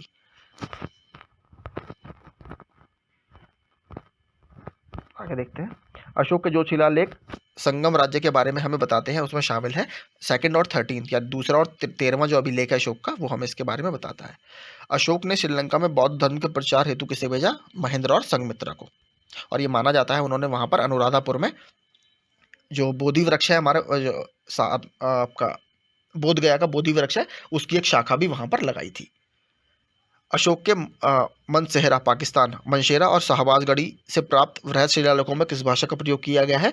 खरोष्टी भाषा का प्रयोग किया गया है। और अगर आपसे पूछे केवल एकमात्र ऐसा अभिलेख बताइए जिसमें 2 लिपियों का प्रयोग किया गया है, ग्रीक और अरामाइक, तो वो कौन सी है? कांधार का जो अभिलेख है उसमें 2 भाषाओं का प्रयोग किया गया है, क्योंकि वो बॉर्डर में स्थित था तो वहां पर दोनों भाषाओं का प्रयोग किया गया। श्रीनगर के स्थापना किस मौर्य शासक ने की? श्रीनगर की स्थापना अशोक ने। ये किसकी हमें इससे जानकारी मिलती है? इसकी जानकारी हमें कल्हड़ की जो राज तरंगिनी है उससे हमें इसकी जानकारी मिलती है। किस अभिलेख में चंद्रगुप्त मौर्य और अशोक दोनों का उल्लेख किया गया है? तो महाक्षत्रप रुद्रदमन का जूनागढ़ अभिलेख, जिसमें ये बताया गया है कि इन्होंने जो गिरनार क्षेत्र में एक सुदर्शन लेक या झील स्थित थी उसका इसका निर्माण कराया तथा बाद में उसका जीर्णोद्धार भी करवाया। तो ये उनसे संबंधित है, चंद्रगुप्त मौर्य और अशोक दोनों से।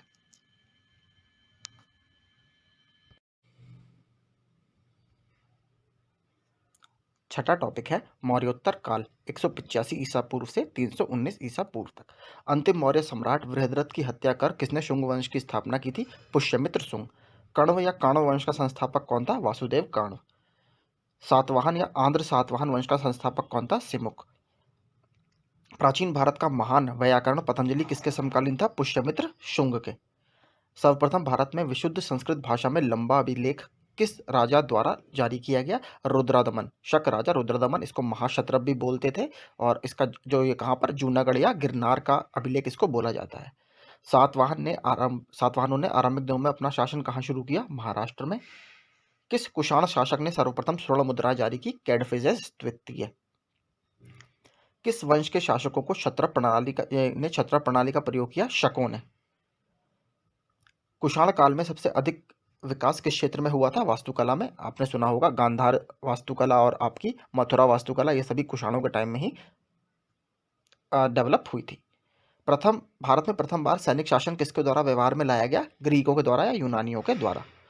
ईसा पूर्व 2री सदी के प्रारंभ में उत्तरी अफगानिस्तान में स्थापित भारतीय यूनानी राज्य था बैक्ट्रिया, इनको बैक्ट्रियन ग्रीक्स भी बोलते हैं इंग्लिश में। सर्वप्रथम रोम के साथ किन लोगों का व्यापार प्रारंभ हुआ? तमिलों एवं चेरों का। सातवाहनों ने पहले स्थानीय अधिकारियों के रूप में काम किया था मौर्यों के अधीन। वह महानतम कुषाण नेता कौन था जो बौद्ध बन गया था? कनिष्क, और यह महायान बुद्धिज्म से काफी प्रेरित था। कुषाण काल के दौरान मूर्तिकला की गांधार शैली किसका मिश्रण है? भारत ग्रीक या इंडो ग्रीक इसको शैली बोला जाता है, यूनानी शैली और भारतीय शैली का मिश्रण है। रोम साम्राज्य के अनुसरण पर किस वंश के शासकों ने कैसर या सीजर की उपाधि धारण की? कुषाण वंश के शासकों ने। प्राचीन भारत में किसने नियमित रूप से सोने के सिक्के चलाए? कुषाण वंश के शासकों ने। और इनकी जो क्वालिटी थी सोने के सिक्कों की वो गुप्त वंश के काल से भी बेहतर थी, लेकिन जो ज़्यादा संख्या में सिक्के जारी किए हैं वो गुप्त वंश के शासकों ने किए हैं। मौर्यों के बाद दक्षिण भारत में सबसे प्रभावशाली राज्य था सातवाहन, और इनकी कैपिटल कहाँ पर थी? पैठन या प्रतिष्ठानपुर। बुद्ध की खड़ी प्रतिमा किस काल में बनाई गई? कुषाण काल में। शुंग वंश के बाद, और ये सारनाथ से मिली हमें बुद्ध की प्रतिमा है, इसके जो बेस पर है वो हमें एक अभिलेख भी देखने के लिए मिलता है। शुंग वंश के बाद किस वंश ने भारत पर राज किया? कण्व वंश ने। किसने स्थापना की थी? वासुदेव कण्व ने। किस चीनी जनरल ने कनिष्क को हराया था? पांचाओ या पैनचाओ ने। और ये लोग जो कुषाण वंश था, ये सेंट्रल एशिया की एक ट्राइब थी, यूएची ट्राइब। वो ट्राइब 5 भागों में बटी हुई थी, या जनजाति 5 भागों में बटी हुई थी। उसकी एक ट्राइब ही है जो कुषाण वंश था, वो वही था। आगे देखते हैं। उत्तरी तथा उत्तरी पश्चिमी भारत में सर्वाधिक संख्या में तांबे के सिक्कों को जारी किया था कुषाणों ने। विक्रम संवत कब से प्रारंभ हुआ? 57 ईसा पूर्व से। सातवाहन शासकों की राजकीय भाषा थी प्राकृत। जो कला शैली भारतीय और ग्रीक यूनानी शैली का सम्मिश्रण है उसे कहते हैं गांधार। कनिष्क की राजधानी थी पुरुषपुर। पुरुषपुर किसका दूसरा नाम है? पेशावर का। चरक किसके राज चिकित्सक थे? कनिष्क के। तक्षशिला के प्रसिद्ध स्थल होने का कारण था गांधार कला, और वहां पर एक विश्वविद्यालय भी था, तक्षशिला विश्वविद्यालय, उसके कारण भी काफी प्रसिद्ध वो था। भारत में सर्वप्रथम स्वर्ण मुद्राएं किसने चलाई हैं? इंडो बैक्ट्रियन ग्रीक्स ने या यूनानियों ने। किस संग्रहालय में कुषाणकालीन मूर्तियों का संग्रह अधिक मात्रा में है? मथुरा संग्रहालय में।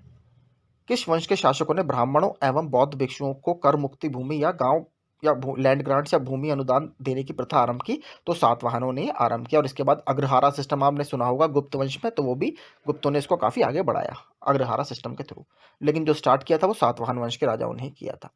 भारतीय रंगमंच में यवनिका पर्दा का शुभारंभ किसने किया? यूनानियों ने। भारतीयों के महान रेशम मार्ग या सिल्क रूट किसने आरंभ किया था? कनिष्क ने। शक संवत का प्रारंभ किस सम्राट के शासनकाल में? 78 ईस्वी में हुआ था, कनिष्क के। तक्षशिला विश्वविद्यालय स्थित था भारत में। वर्तमान में तक्षशिला पाकिस्तान के रावलपिंडी जिले में स्थित है। प्राचीन काल में यह शिक्षा का प्रमुख केंद्र था। चाणक्य, चरक आदि ने यही शिक्षा प्राप्त की थी। प्राचीन काल में कलिंग का महान शासक कौन था? खारवेल। और इससे ही क्या संबंधित है? हाथी गुम्फा इंस्क्रिप्शन। वहां पर हमें ये सिद्ध एक तरह से प्रमाण भी मिलता है कि जो महापद्मनंद के शासक थे उन्होंने कलिंग में एक नहर का निर्माण करवाया था। इसके अलावा एक बहुत इंपॉर्टेंट पॉइंट है, अगर भारतवर्ष शब्द का आप जिक्र देखेंगे तो भारतवर्ष शब्द का सबसे पहले जिक्र हमें हाथी गुम्फा अभिलेख में ही मिलता है, खारवेल के। और खारवेल जैन धर्म के मतावलंबियों के लिए इसने उदयगिरी खंडागिरी में केव्स बनवाई थी। बुद्ध का किसके सिक्कों पर अंकन हुआ है? कनिष्क के। यौधेय सिक्कों पर किस देवता का अंकन मिलता है? कार्तिकेय का। कनिष्क के सारनाथ बौद्ध प्रतिमा अभिलेख की तिथि क्या है? सन 81 ईस्वी। अश्वघोष किसका समकालीन था? कनिष्क का। बाल विवाह की आपकी प्रथा प्रारंभ हुई कुषाण के काल में। जो कला शैली भारतीय और यूनानी ग्रीक आकृति का सम्मिश्रण है उसे कहते हैं गांधार शैली। सातवाहनों की राजधानी अवस्थित थी अमरावती, और मैं आपको बता चुका हूँ प्रतिष्ठान पैठन या प्रतिष्ठानपुर भी उसको बोला जाता था। आंध्र सातवाहन राजाओं की सबसे लंबी सूची किस पुराण में मिलती है? मत्स्य पुराण में।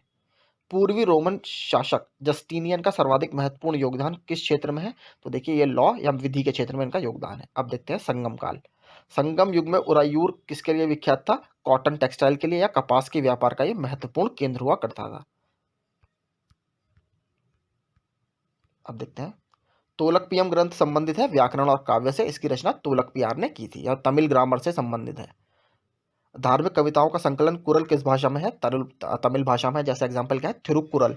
तिरुकुरल तिरुवल्लुवर द्वारा लिखी गई है, तो कुरल उसमें आता है तिरुकुरल में, तो वो तमिल भाषा में लिखे गए हैं कुरल ग्रंथ। किस संगम युगीन राज्य के संरक्षण में 3 संगमों का आयोजन किया गया था? संरक्षण में तो पांड्य राजाओं के संरक्षण में 3 संगमों का आयोजन किया गया है। पहला किया गया था मदुरई में, दूसरा कपाड़पुरम में, और तीसरा भी मदुरई में किया गया था। जो हमारे संगम साहित्य हैं वो ज़्यादातर सभी तीसरे जो आपका संगम है उससे संबंधित है। तीसरे संगम में उनकी रचना ज़्यादातर की गई है। लाल चेर रेड चेरा के नाम से प्रसिद्ध वह चेर शासक कौन था जिसने कर्ण की पत्नी के मंदिर का निर्माण करवाया था?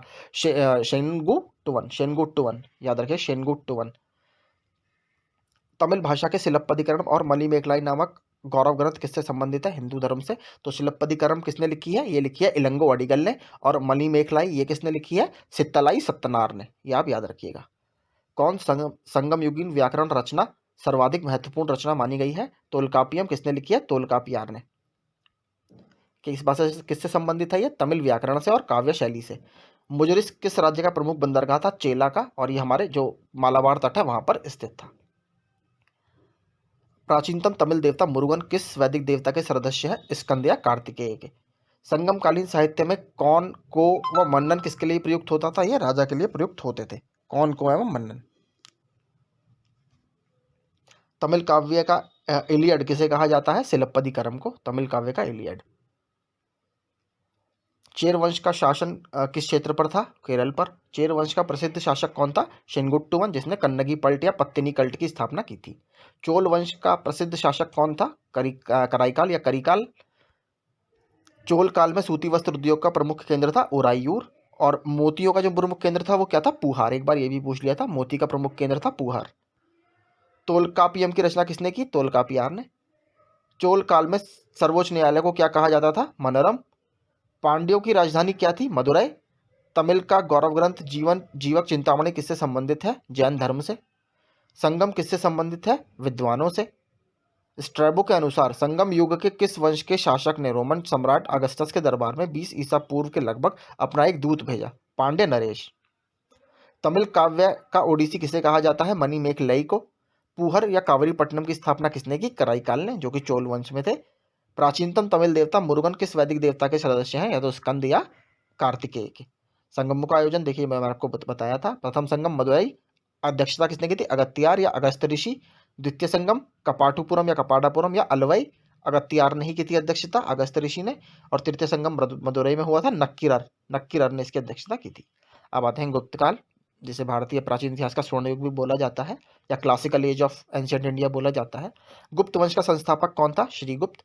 गुप्त किसके सामंत थे? ये पहले कुषाणों के सामंत थे, बाद में इन्होंने अपने अलग राज्य की स्थापना की।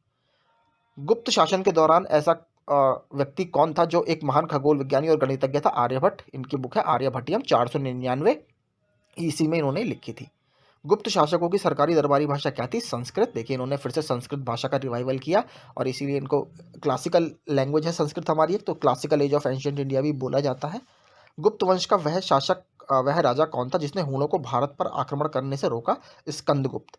और स्कंदगुप्त से संबंध अभिलेख कौन सा है? ऐरण अभिलेख। इससे सॉरी, हाँ, जो भीतरी अभिलेख है, भीतरी अभिलेख जो उत्तर प्रदेश के गाजीपुर में स्थित है, वो समुद्रगुप्त से स्कंदगुप्त से संबंधित है। और जो ऐरण अभिलेख है वो भानुगुप्त से संबंधित है, जहां पर हमें पहली बार सती प्रथा का जिक्र देखने के लिए मिलता है। आगे देखते हैं, गुप्त राजवंश किसके लिए प्रसिद्ध था? कला एवं स्थापत्य के लिए। देखिए, सबसे पहले अगर मंदिरों की बात करेंगे तो हमें उसके एग्जाम्पल भारत में मिलते हैं। कहाँ पर? एक तो मिलता है देवगढ़ झांसी में, और एक मिलता है भीतरगांव जो कानपुर में स्थित है। तो यहाँ पर ही माना जाता है ये दो मंदिर सबसे पहले स्ट्रक्चरल टेम्पल्स हैं भारत के, और ये दोनों ही गुप्त वंश से संबंधित हैं। और एक भूमरा का टेम्पल भी आप याद रखें, भूमरा का टेम्पल भी माना जाता है कि उसमें भी गुप्त वंश, वो शिव जी को समर्पित है, वो भी कहीं ना कहीं गुप्त वंश के उसमें हमें आर्किटेक्चरल फीचर्स या स्थापत्य कला के फीचर्स उसमें देखने के लिए मिलते हैं। आगे, अजंता कलाकृतियां किससे संबंधित है? गुप्त काल से। मैंने आपको ऊपर बताया था कि जो बुद्ध की जातक कथाएं हैं, जो कि सुत्त पिटक का पार्ट है, लगभग 500 जातक कथाएं हैं, उसमें से कुछ का चित्रण हमें अजंता की गुफाओं में देखने के लिए मिलता है। और वो कहीं ना कहीं जो गुप्त वंश है, गुप्त वाकाटाक वंश, उन्होंने उसका निर्माण करवाया था। और वो कई सारे पीरियड से संबंधित है, लेकिन माना जाता है कि गुप्त काल में वो स्टार्ट हुई है बननी। कवि कालिदास किसके राज कवि थे? चंद्रगुप्त द्वितीय, विक्रमादित्य। अजंता चित्रकारी की विषय वस्तु किससे संबंधित है? बौद्ध धर्म, जो मैंने आपको बताया, और जातक कथाएं। उत्तर गुप्त युग में जो विश्वविद्यालय प्रसिद्ध हुआ वह था नालंदा। ऐरण अभिलेख का संबंध किस शासक से है? मैंने आपको बता दिया, भानुगुप्त से। और यह भी उत्तराखंड पीसीएस में भी आया था कि प्रथम हम भारतवर्ष में प्रथम बार हमें सती प्रथा का जिक्र देखने के लिए कहाँ मिलता है? तो वो भानुगुप्त का जो ऐरण अभिलेख है उसमें देखने के लिए मिलता है। ये हमारा सागर डिस्ट्रिक्ट है मध्य प्रदेश का, वहां पर स्थित है। फाहियान किसके साल में भारत आया था? तो चंद्रगुप्त द्वितीय के शासनकाल में ये भारत आया था। फाहियान भारतीय संस्कृति का स्वर्ण युग था गुप्त काल, मैंने सबसे पहले ही बताया। फाहियान कहाँ का निवासी था? चीन का।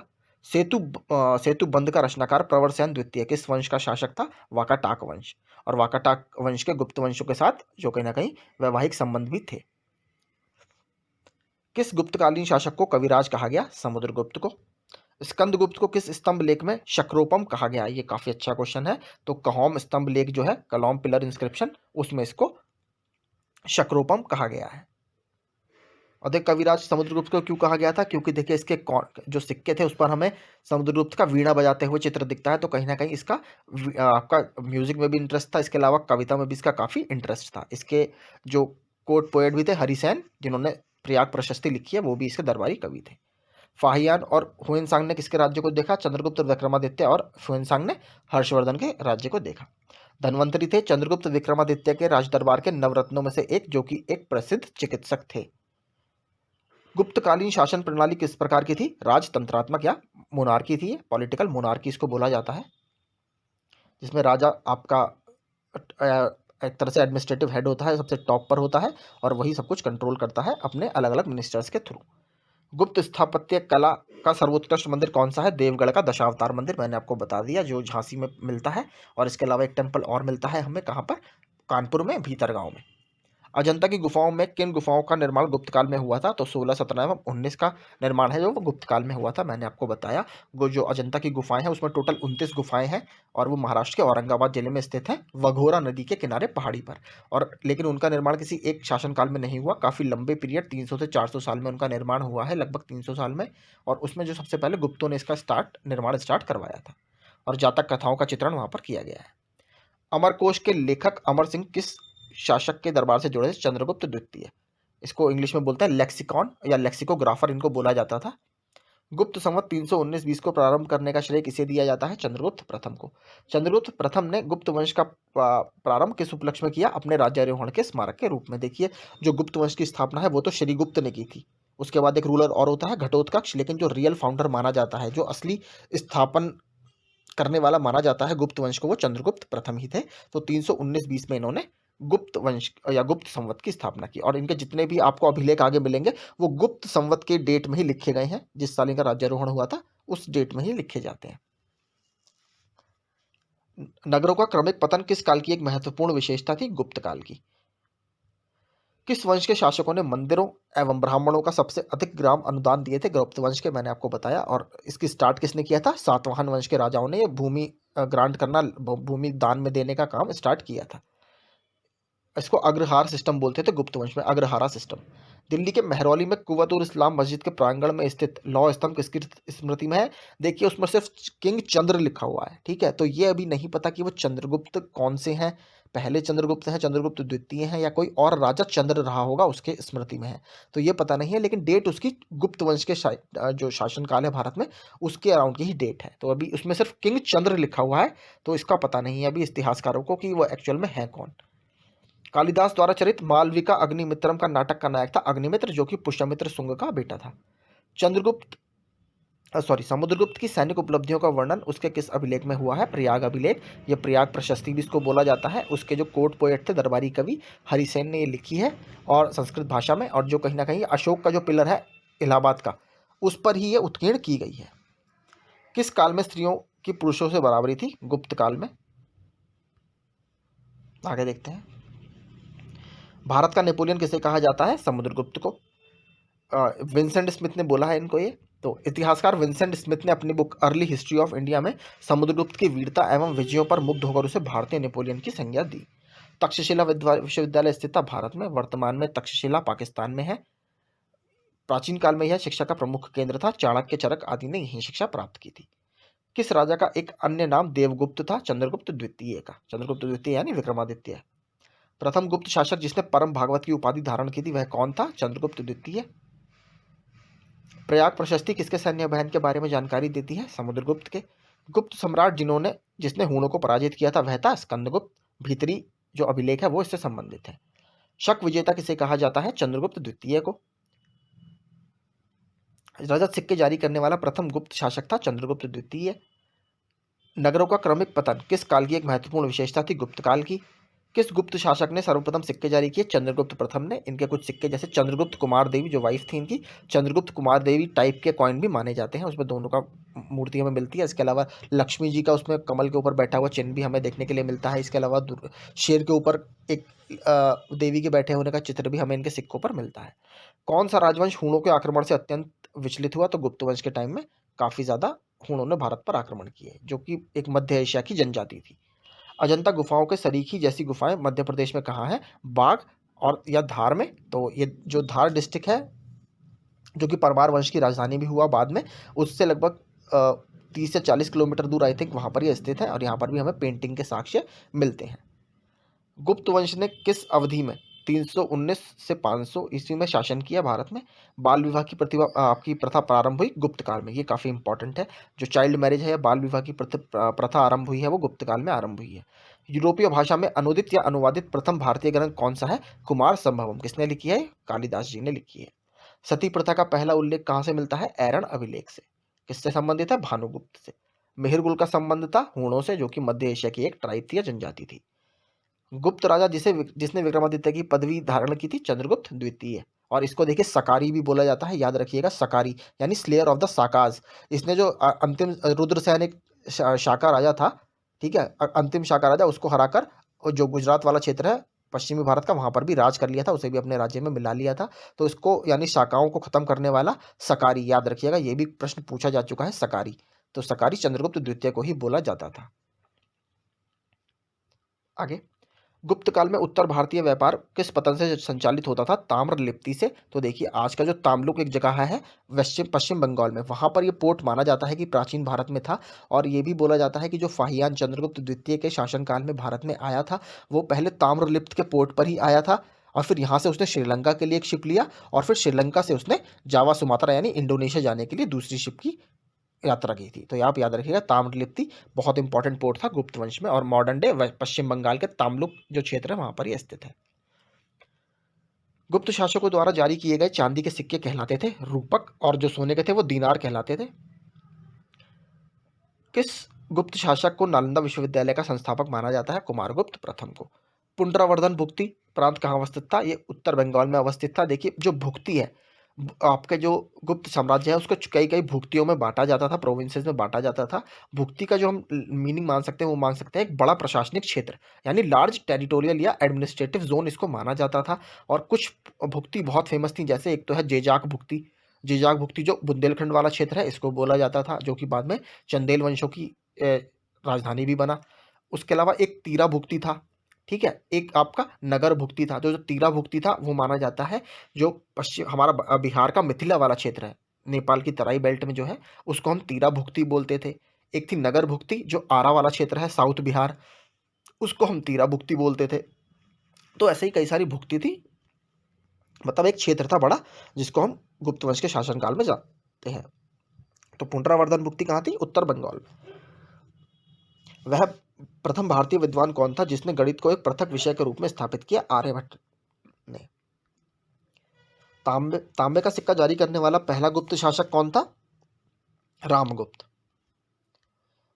आगे देखते हैं, कालिदास की किस कृति की गिनती विश्व की 100 प्रसिद्ध साहित्यिक कृतियों में होती है? अभिज्ञान शाकुंतलम। वर्तमान गणित में दशमलव प्रणाली के आविष्कार का श्रेय किस युग को जाता है? गुप्त युग को ही जाता है। पहले भारत से ये अरब कंट्री में गया, और फिर अरब देशों से ये वहां कहाँ गया? यूरोपियन देशों में गया। गुप्त काल के सर्वाधिक लोकप्रिय देवता कौन थे? विष्णु। मेहरौली या दिल्ली स्थित लौह स्तंभ का निर्माण किस सदी में हुआ है? चतुर्थ सदी ईस्वी में हुआ है। कुमार संभव महाकाव्य किसने लिखा है? कालिदास जी ने लिखा है। नालंदा विश्वविद्यालय की स्थापना का युग है गुप्त वंश में कुमारगुप्त प्रथम के द्वारा। गुप्त युग में भू राजस्व की दर क्या थी? उपज का छठा भाग, जिसको हम संस्कृत टेक्स्ट में भाग बोलते हैं। अब देखते हैं गुप्तोत्तर काल, पुष्यभूति वंश या वर्धन वंश। पुष्यभूति वंश की स्थापना किसने की? पुष्यभूति वर्धन ने। पुष्यभूति वंश का सबसे प्रतापी राजा कौन था? हर्षवर्धन। हर्षवर्धन के समय में कौन सा चीनी यात्री भारत आया था? हुएनसांग। चालुक्य राजा पुलकेशिन द्वितीय को किसने पराजित किया था? नरसिंह वर्मन प्रथम ने। किस व्यक्ति को सेकंड अशोक या द्वितीय अशोक कहा जाता है? हर्षवर्धन को। बाणभट्ट किस सम्राट के दरबारी कवि थे? हर्षवर्धन के। और बाणभट्ट ने एक बुक भी लिखी है जो कि है हर्षचरित। हुएनसांग भारत में लगभग कितने साल रहा? 14 वर्ष। कुंभ मेला को प्रारंभ करने का श्रेय किसे दिया जाता है? हर्षवर्धन को। नर्मदा नदी पर सम्राट हर्ष के दक्षिणवर्ती अग्रगमन को रोका? पुलकेशिन द्वितीय ने। चालुक्य शासक पुलकेशिन द्वितीय ने किस नदी के किनारे हर्षवर्धन को परास्त किया था? नर्मदा नदी के किनारे हर्षवर्धन को परास्त किया था। मेघुति मंदिर है बदामी या वटापी में, मेघुति टेम्पल, उसकी दीवार पर एक अभिलेख लिखा हुआ है। किसके द्वारा लिखा गया है वो? इसका ही दरबारी कवि था पुलकेशिन द्वितीय का, रवि कीर्ति। उन्होंने इसको लिखा है कि नर्मदा नदी के तट पर हर्षवर्धन हार गया था। तो कहाँ पर है ये? बदामी या वटापी में मेघुति टेम्पल की दीवार पर ये इंस्क्रिप्शन लिखी हुई है। हर्ष के शासनकाल में उत्तर भारत का सबसे महत्वपूर्ण शहर कौन सा था? कन्नौज। इसको किस और नाम से जाना जाता है? नगर महोदय श्री या फिर महोदय श्री के नाम से भी इसको जाना जाता है। हर्ष की आत्मकथा किसने लिखी? बाणभट्ट ने। हर्षवर्धन अपनी धार्मिक सभा कहाँ किया करता था? प्रयाग में। वर्धन वंश की राजधानी थानेश्वर किस प्रदेश में स्थित थी? हरियाणा में थी। बाद में इसको कन्नौज में किसने शिफ्ट किया? हर्षवर्धन ने। हर्षवर्धन ने 606 ईस्वी में हर्ष संवत की स्थापना किस उपलक्ष्य में की थी? अपने राज्यारोहण के उपलक्ष्य में। हुएनसांग की भारत में यात्रा के समय सूती कपड़ों के उत्पादन के लिए सबसे प्रसिद्ध नगर था मथुरा। कवि बाणभट्ट निवासी था कहाँ का? थानेश्वर का, जो कि हरियाणा में स्थित है। नागानंद का रचनाकार कौन था? हर्षवर्धन। देखिए हर्षवर्धन ने 3 बुक्स की रचना की है, एक तो नागानंद है, एक रत्नावली है और एक प्रियदर्शिका है। तो 3 किताबों की रचना इसने की है। सम्राट हर्षवर्धन ने 2 महान धार्मिक सम्मेलनों का आयोजन कहाँ किया था? कन्नौज और प्रयाग में। नागानंद, रत्नावली एवं प्रियदर्शिका नाटकों के नाटककार थे हर्षवर्धन, मैंने बता दिया। गुर्जरों को किस शासक ने पराजित किया? तो हर्षवर्धन ने इनको पराजित किया। अगला देखते हैं। आज भी भारत में हुएनसांग को याद करने का मुख्य कारण क्या है? सी यू की रचना। इसी इसके यात्रा वृत्तांत में हमें जो हर्षवर्धन या वर्धन वंश के टाइम का इतिहास देखने के लिए मिलता है। हुएनसांग ने किसे शिलादित्य कहा है? हर्षवर्धन को।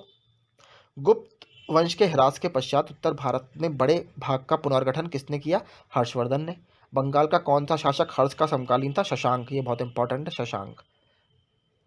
वह अंतिम बौद्ध राजा कौन था जो संस्कृत का महान विद्वान और लेखक था? हर्षवर्धन। हर्षचरित किसके द्वारा लिखी गई? बाणभट्ट के द्वारा। एक चालुक्य अभिलेख के तिथि अंकन में शक संवत 556 दिया गया है, इसका तुल्य वर्ष क्या होगा? 634 ईस्वी। ये याद रखिएगा, 634 ईस्वी। क्यों होगा? क्योंकि हमें 556 दिया है, तो इसमें आप शक संवत दिया हुआ है तो हमें 78 इसमें जोड़ना पड़ेगा ईस्वी के लिए, 78 ईस्वी, तो 634 आ जाएगा। शक संवत का प्रचलन कुषाण वंशीय शासक कनिष्क ने 78 ईस्वी में किया था। यदि शक संवत में 556 अंकित है तो ये ईस्वी में 556 प्लस 78 634 ईस्वी होगा। हर्ष के समय की सूचनाएं किस पुस्तक में निहित हैं? तो ये कल्हण की जो राजतरंगिणी है उसमें भी हमें हर्ष की जानकारी मिलती है। सम्राट हर्ष ने अपनी राजधानी थानेश्वर से कहाँ स्थापित की? कन्नौज। इसे नगर महोदयश्री या महोदयश्री भी बोला जाता है। उत्तर प्रदेश में स्थित वह स्थान जहां हर्षवर्धन ने बौद्ध महासम्मेलन का आयोजन किया था, प्रयाग में। नर्मदा नदी पर सम्राट हर्ष के दक्षिणवर्ती अग्रगमन को किसने रोका? पुलकेशिन द्वितीय ने। कौशेय शब्द का प्रयोग किया गया है रेशम के लिए। चीनी लेखक भारत का उल्लेख किस नाम से करते हैं? यिन तू। यिन तू। नालंदा विश्वविद्यालय के विनाश का कारण था मुसलमान। किसने तोड़ा था इसको? जो मोहम्मद गौरी का एक मिलिट्री कमांडर था, इख्तियारुद्दीन मोहम्मद बिन बख्तियार खिलजी, इसने इसको तोड़ दिया था। गुप्तोत्तर युग में प्रमुख व्यापारिक केंद्र था कन्नौज। आदिशंकर जो बाद में शंकराचार्य बने, उनका जन्म कहाँ हुआ था? केरल में। आदि शंकराचार्य द्वारा स्थापित 4 मठ कहाँ स्थित है? जोशीमठ, द्वारकापुरी तथा श्रृंगेरी में। अब प्राचीन भारत के मिसलेनियस यानी विविध विविध क्वेश्चन को देख लेते हैं। किस विदेशी यात्री ने भारत का दौरा सबसे पहले किया था? मैगस्थनीज। शून्य की खोज किसने की? आर्यभट्ट ने। महापाषाण संस्कृति 1500 ईसा पूर्व से 1000 ईसा पूर्व हमें दक्षिण भारत के उस ऐतिहासिक युग से परिचय कराती है जब महापाषाण काल के उपयोग में लगाए जाते थे बड़े पत्थरों से घिरी गई समाधियां या कब्र। इसको इंग्लिश में बोलते हैं मेगालिथिक बुरियल्स, यानी जो कब्र थी उनको बड़े बड़े पत्थरों से ढक दिया जाता था। और ये बोला जाता है जो महापाषाण या जो वैदिक आर्य का दक्षिण भारत में काउंटर पार्ट है वो यही वाला पीरियड है, मेगालिथिक पीरियड या बड़े पत्थरों से घेरी गई समाधियों का पीरियड। किस पुस्तक का 15 भारतीय और 40 विदेशी भाषाओं में अनुवाद किया गया है? पंचतंत्र का। किसने लिखी है? विष्णु शर्मा ने। न्यूमिस्मेटिक्स क्या होता है? सिक्कों का अध्ययन करना। हितोपदेश के लेखक कौन है? नारायण पंडित। नाट्यशास्त्र की रचना किसने की? भरत मुनि ने। इतिहास के पिता द फादर ऑफ हिस्ट्री की पदवी सही अर्थों में किससे संबंधित है? हेरोडोटस को बोला जाता है। प्राचीन नगर तक्षशिला किसके बीच स्थित था? सिंधु व झेलम नदी के बीच स्थित था। वह अंग्रेज कौन था जिसने सर्वप्रथम भागवत गीता का अंग्रेजी में अनुवाद कराया था? चार्ल्स विल्किंस ने। यह आप याद रखिएगा, बहुत इंपॉर्टेंट है। और एक बात और पूछी जाती है, इसका जो इंट्रोडक्शन है वो किसने लिखा है इस बुक का इंग्लिश में?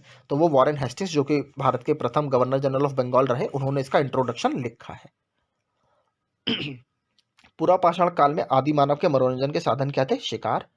किसको चालकोलिथिक एज कहा जाता है? ताम्रपाषाण युग को, जिस समय जो मनुष्य था वो तांबे और पत्थर दोनों के टूल्स को यूज किया करता था। स्वपन वासव दत्ता के लेखक कौन है? भाष्य या भाष्य। नालंदा विश्वविद्यालय किसके लिए प्रसिद्ध था? तर्कशास्त्र के लिए। उस स्रोत का नाम बतलाएं जो प्राचीन भारत के व्यापारिक मार्गों पर मौन है। मिलिंद पढ़ो। इसमें क्या बात की गई है? केवल मिलिंद जो था मिनेंडर किंग और नागसेन जो बौद्धिक संत था उसके वार्तालाप का वर्णन हमें इसमें देखने के लिए मिलता है। इसको बोलते हैं इंग्लिश में क्वेश्चंस ऑफ मिलिंद, यानी मिलिंद के प्रश्न। आधुनिक मानव के हाल का पूर्वज है क्रो-मैग्नन मनुष्य। ईसा की प्रारंभिक सदियों में भारत तथा रोम के बीच घनिष्ठ व्यापारिक संबंधों की सूचना किस पुरास्थल खुदाई से प्राप्त होती है? अरिकमेडु, जो कि अब पुंडीचेरी के आसपास के बाहर के क्षेत्रों में स्थित है। आधुनिक देवनागरी लिपि का प्राचीनतम रूप क्या है? ब्राह्मी, जो कि हमें अशोक के शिलालेखों में देखने के लिए मिलती है।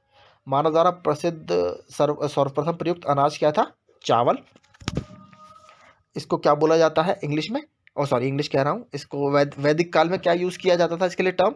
इसके लिए व्रीहि टर्म यूज़ किया जाता था, व्रीहि। और गेहूं के लिए गोधूम, और आपके जो जौ होती थी उसके लिए यवा टर्म यूज़ किया जाता था, यव। काव्य शैली का प्राचीनतम नमूना किसके अभिलेख में मिलता है? रुद्रदमन के जूनागढ़ या गिरनार अभिलेख में। कौन सा बंदरगाह पोर्टू के नाम से the Periplus of the Erythraean sea, लाल सागर का भ्रमण के अज्ञातनामा लेखक को ज्ञात था? अरिकामेडू। आगे देख लेते हैं, कुछ और क्वेश्चन है इधर। ताम्रपाषाण काल चैल्कोलिथिक एज में महाराष्ट्र के लोग मृतकों के घर के फर्श के नीचे किस तरह रखकर दफनाते थे? उत्तर से दक्षिण की ओर। भीमबेटका किसके लिए प्रसिद्ध है? गुफाओं के शैल चित्र। और इसकी खोज एक वी.एस. वाकाणकर करके हमारे वो रहे हैं, पैलियोबॉटनिस्ट रहे हैं, उन्होंने इसकी खोज की थी। ये मध्य प्रदेश के रायसेन जिले में स्थित है, और रायसेन जिले में ही सांची का स्तूप भी स्थित है। प्राचीन भारत में कौन सी लिपि दाईं ओर से बाईं ओर लिखी जाती थी? खरोष्ठी। मालती माधव के लेखक कौन थे? भावभूति या भवभूति।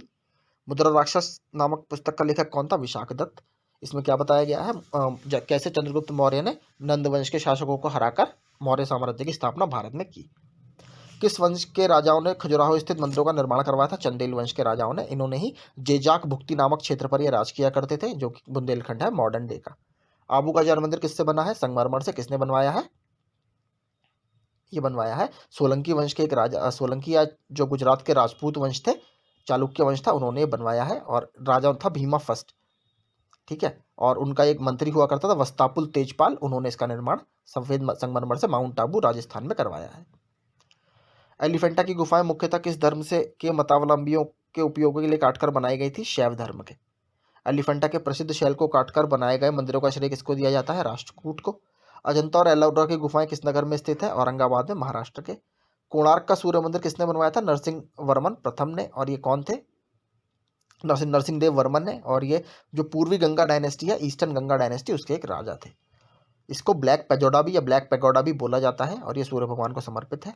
किस मंदिर को काला पैगोडा के नाम से जाना जाता है? कोणार्क के सूर्य मंदिर को। और किसे हम व्हाइट पैगोडा या श्वेत पैगोडा बोलते हैं? तो वो जगन्नाथपुरी का जो मंदिर है उसको हम श्वेत पैगोडा बोलते हैं। तो यही थे हमारे पूरे प्राचीन भारत के प्रश्न। आई होप आपको ये वीडियो काफ़ी पसंद आया होगा। ऐसे ही और वीडियो पाने के लिए हमारे चैनल को लाइक, शेयर और सब्सक्राइब करें। Thank you so much.